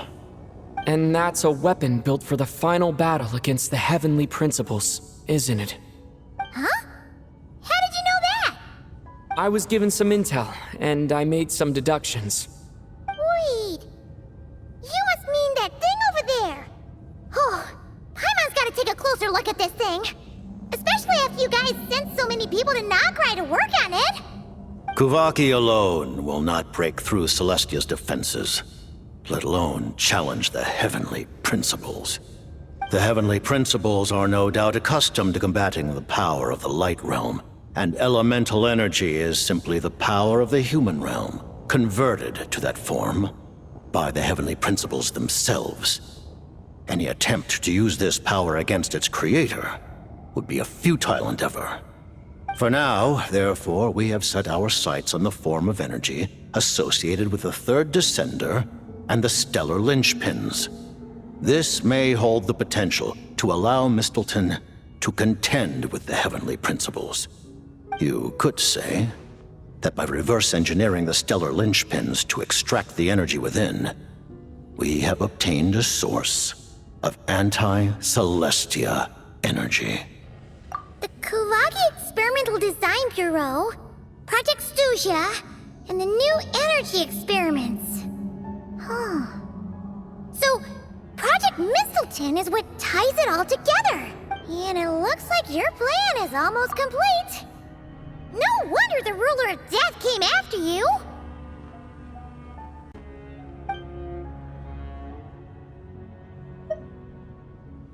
Her Majesty the Tsaritsa has embarked upon an expedition to vanquish a monster.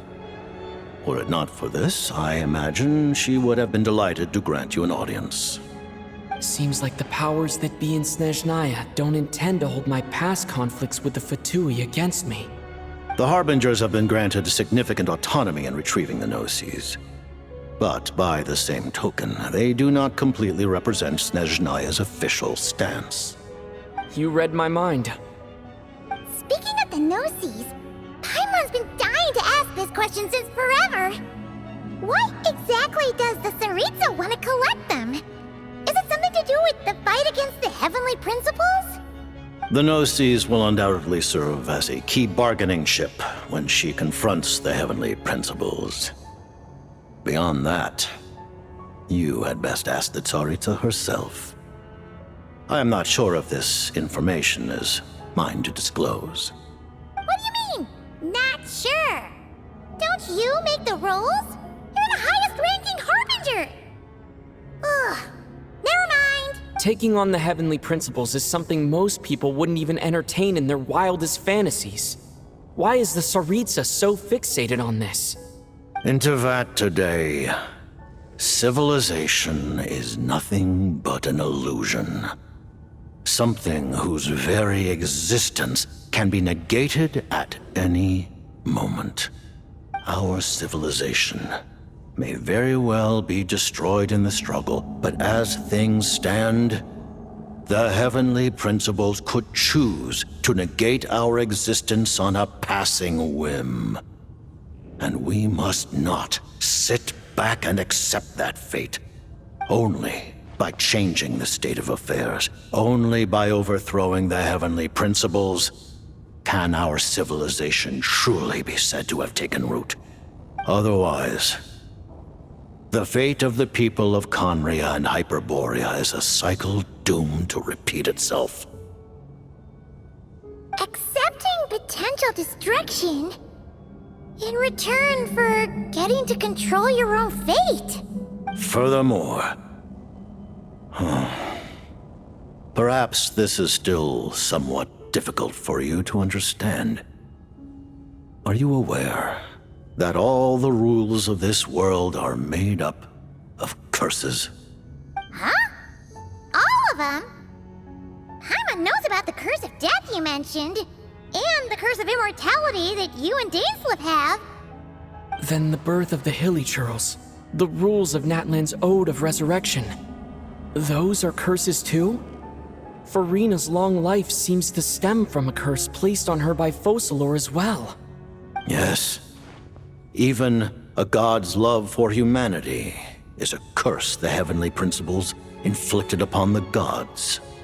What? The Tsaritsa has always had ample reason to hate the heavenly principles. If she can seize their authority, she will reconstruct the entire world, and when that time comes, humanity will be completely liberated from curses and lies. Look forward to it. It will be a world beyond your imagination. Though the ordinary people of Snezhnaya may not understand these details, in this frigid land locked in a ceaseless struggle against the environment, in this nation to which the gods have never shown favor, we all believe that standing in solidarity with the Tsaritsa in our shared struggle will surely usher in a new and better world.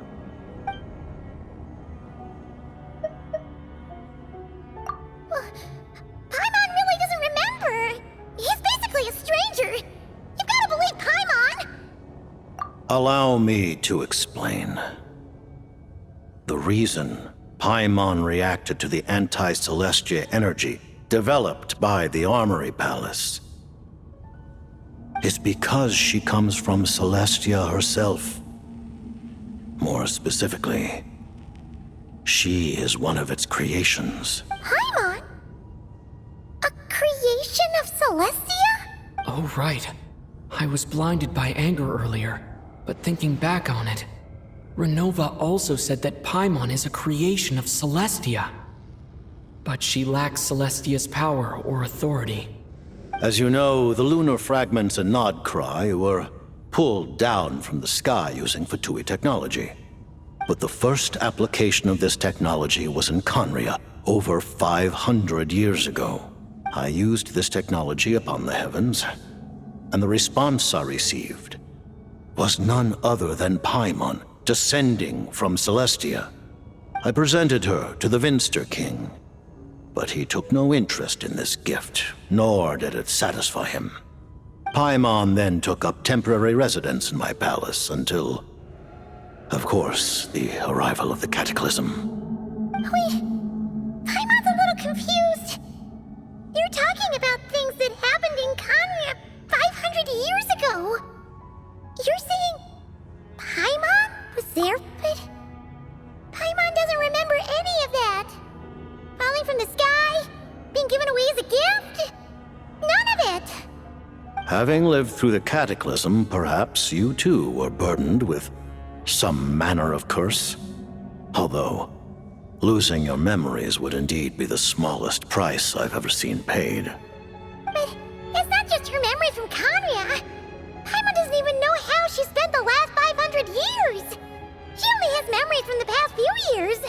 No matter how hard she tries to remember. What was Paimon like back in Conria? Did she know a whole lot because she came from Celestia? Was she super smart? Unfortunately, when you arrived in Conria, your consciousness was like that of a newborn infant. None could say what kind of being you once were in Celestia. During the time you lived in Conria, your personality was no different from how it is now. Aw, man!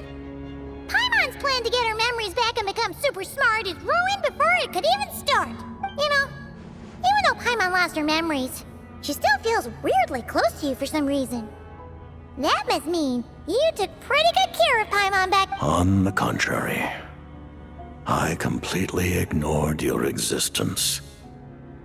I was entirely focused on my struggle against Troptatir the Wise.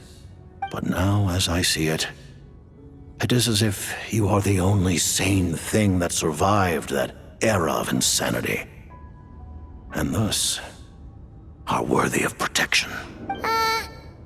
Noted. Man, Paimon's gotta stop projecting friendship on everyone she meets. But, Traveler?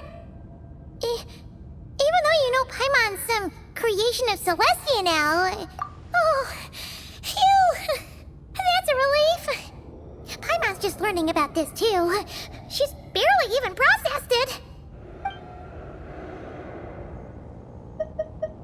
Thank you for telling me so much. I'm a bit surprised, honestly. I didn't expect you to be quite so transparent with me.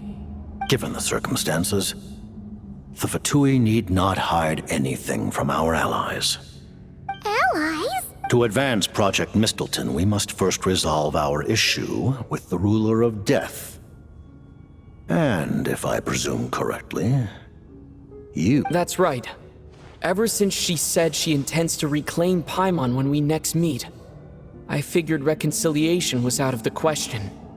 Against an opponent of this caliber, deliberating over our allegiances would waste time we do not have. We must join forces unreservedly with whomever we can, if we are to stand anything like a fighting chance. You're going to challenge the Ruler of Death? Just for Paimon? But Paimon, thank you! Oh, thank you! Oh, gee! Now Paimon doesn't even know what to say! Anyway, Paimon's super touched! The Tsaritsa will return in triumph in short order, and the Fatui shall hold internal discussions regarding the enemy. The time for us to meet again will come very soon. Got it. Thanks for your help with Paimon. I'll be sure to look after her for you. There was just one other thing. Well, it's just a request, really. Paimon really wants to see what this Mistleton thingy you're gonna use against the Heavenly Principles looks like. Of course, Paimon knows it's top secret and stuff, but she just had to ask. It's okay if the answer's no. Certainly you may. Oh, for real? Actually, maybe it's best not to. What if Renova suddenly pops up again? She might take this chance to— While the technology is not yet fully developed, it has nevertheless reached the stage where Celestia's creations are unable to damage it. In that regard, you may rest assured. Oh. Wow. No wonder Paimon felt so out of sorts recently, even though it was super far away. Alright then! Paimon's ready to take a sneaky peek at this top secret super weapon!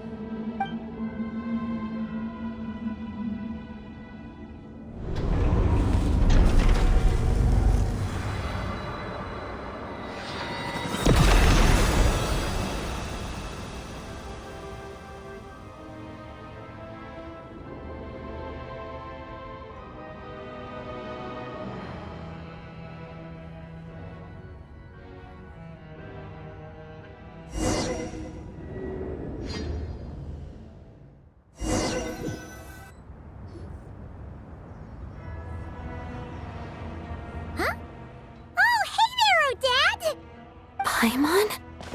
You're okay. Thank goodness. You look well. Have you recovered? Long story short, yep, Paimon's all better. What are you doing here? Were you waiting for us? That's right. When I woke up, I wanted to go in after you, but the guards had woken up as well.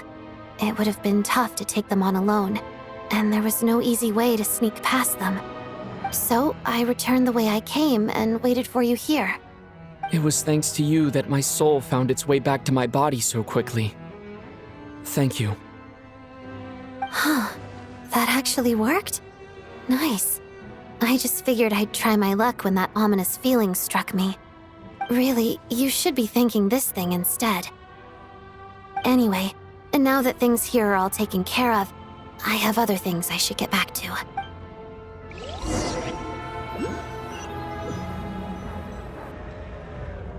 Ah, Director Chuganov, you're back. We just received notice that Project Stuja has been suspended, so we've convened an emergency meeting. This is the preliminary plan. In addition to expanding production capacity, we've also discussed feasible layoff plans to optimize revenue and expenditure structure. Our calculations indicate that the factory's profits will increase by at least 30%. Just give the word, Director. That won't be necessary. Leave the energy for those who need it. Whether they use it just to get by or to run a business, that's up to them. Start preparing to halt production and lay off the staff. Make sure the workers are able to land on their feet and that they are duly compensated. Thank you all for your hard work during this time. Am I hearing you right? Why? After all the tough times we made it through, now is exactly when we should start to turn a profit. I just suddenly don't want to do this anymore. Iskra, it's time to rest. Dear esteemed members of the Rokot, given the effects of Lelik's radical actions upon our organization's reputation and social stability, a decision has been made to permanently withdraw this codename from use.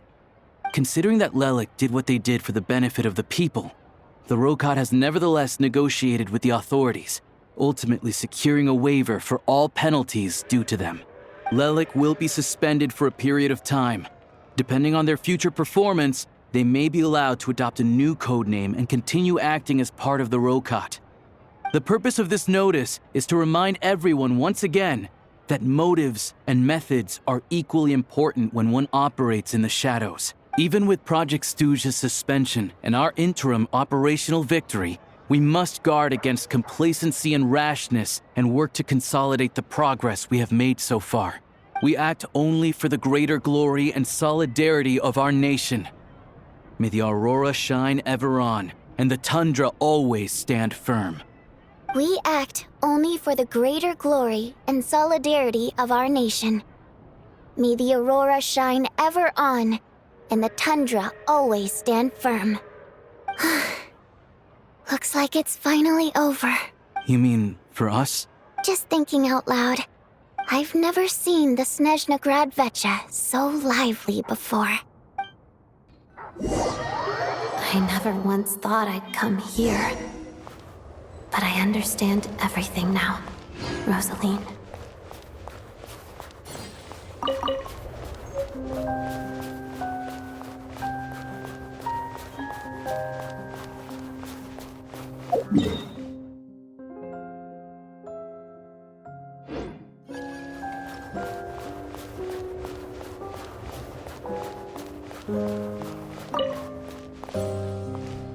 I've seen Spirit Seeker performed many times, including by your mother.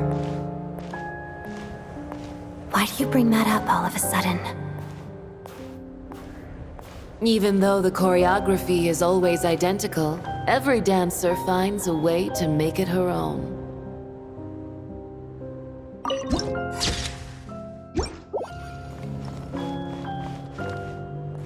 So you actually want to talk to me about ballet?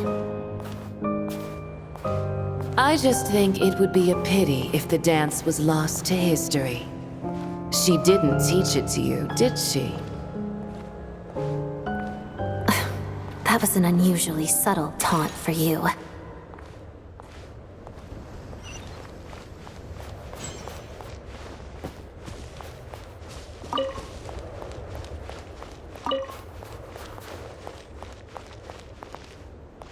We embraced one another on the snow-swept plains, melting the ruthlessness of time. But when our bodies, in pieces, are cast to the winds, what of our love will remain behind?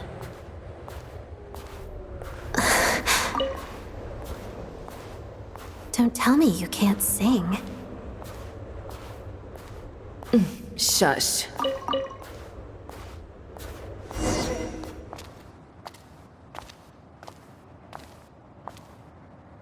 I understand her hatred. The Fatui robbed her of the life she should have had. I never opposed her dancing. Yet still I became an enemy of her ballet. I'll just keep my distance. Many despise me. I'm used to it. You're certainly not one to shy away from confrontation. But children, they need a different approach. I'm hardly the most maternal figure. Yet, she is a child. In my experience, while a father commands authority, he must still yield to love. You should tell her what you think about her dancing.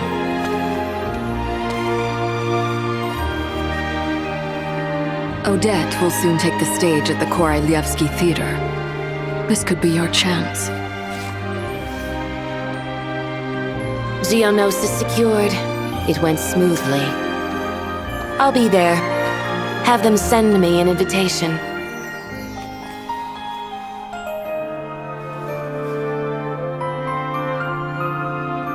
Sadly, things didn't work out. Her final words are inside that block of ice. This?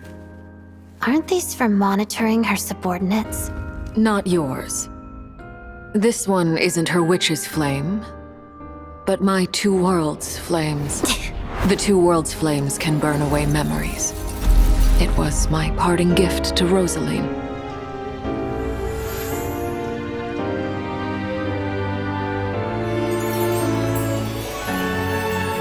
If all goes to plan, she and I will both live to see the Tsaritsa succeed.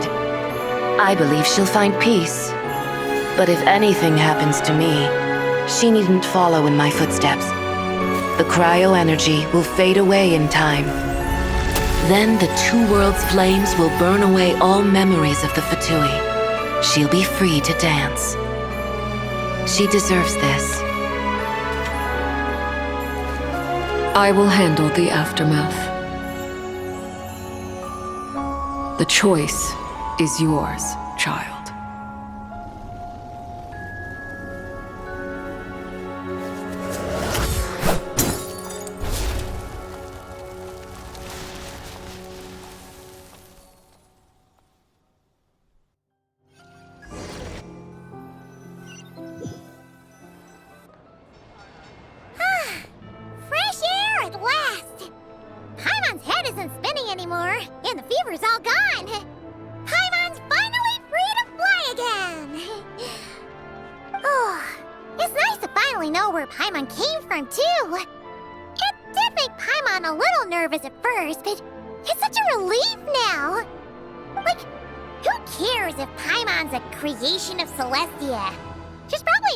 That important.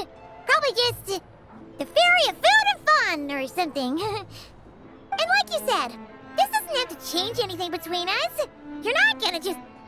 Hey! Hurry up! Why are you walking so slowly? You've spent the last few days lying in bed and stuffing your face.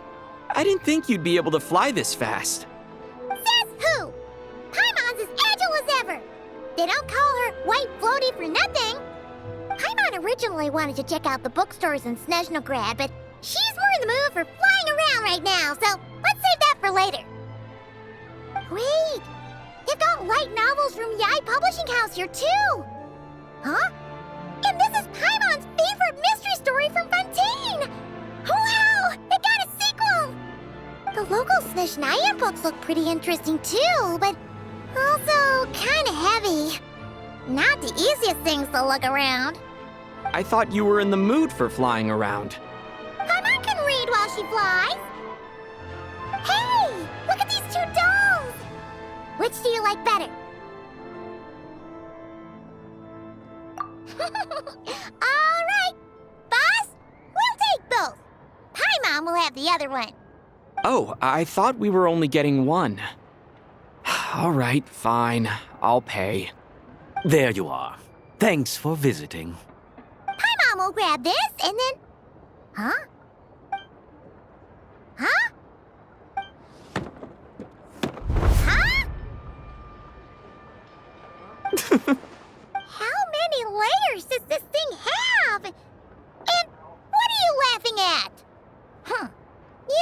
all along, didn't you?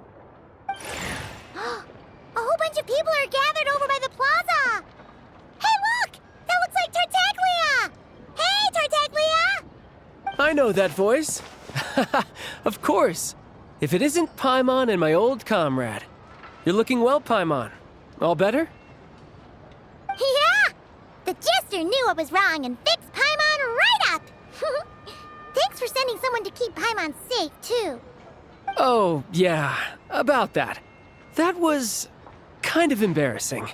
Who could have known that our director would go looking for you in person? So sorry for the misunderstanding. Oh, right. Let me introduce you. This is my little sister, Tonya. Hello, Tonya. Hello, hello. Firstly, I'm really sorry about my brother. Sounds like he's caused you no end of trouble. Hey now, why'd you have to start with that? Not that it isn't true, of course. So she's the real Tonya. She said you two didn't manage to meet up at the theater. She waited ages for me, and when I didn't show, she got a little worried and went outside. I know, right? He didn't bother to say a word to me. I searched up and down the city for him, and he only told me about it when I finally caught him at the gates of Glupov. I've been rushed off my feet lately, so I didn't get the chance to go home. I just figured the Traveler would fill you in when he got there. Well, the snow was bad, and you're never late. So I was really worried about you. How was I supposed to know that you'd stood me up? I'm sorry, Tonya. I really am. I'll make it up to you somehow. Just... please don't tell Mom and Dad. Although the mix-up led to a series of misunderstandings, it's probably for the best that the real Tonya didn't get caught up in that mess. Besides, it's obvious that Tartaglia isn't usually one to break a promise. He only gave his ticket to me because he had to look into Lelik. No, it's fine. It just meant I didn't get to see the show in the end. By the way, what did you think? You were one of the first people to see it, you know? I would say... the best is yet to come. Huh? What kind of review is that?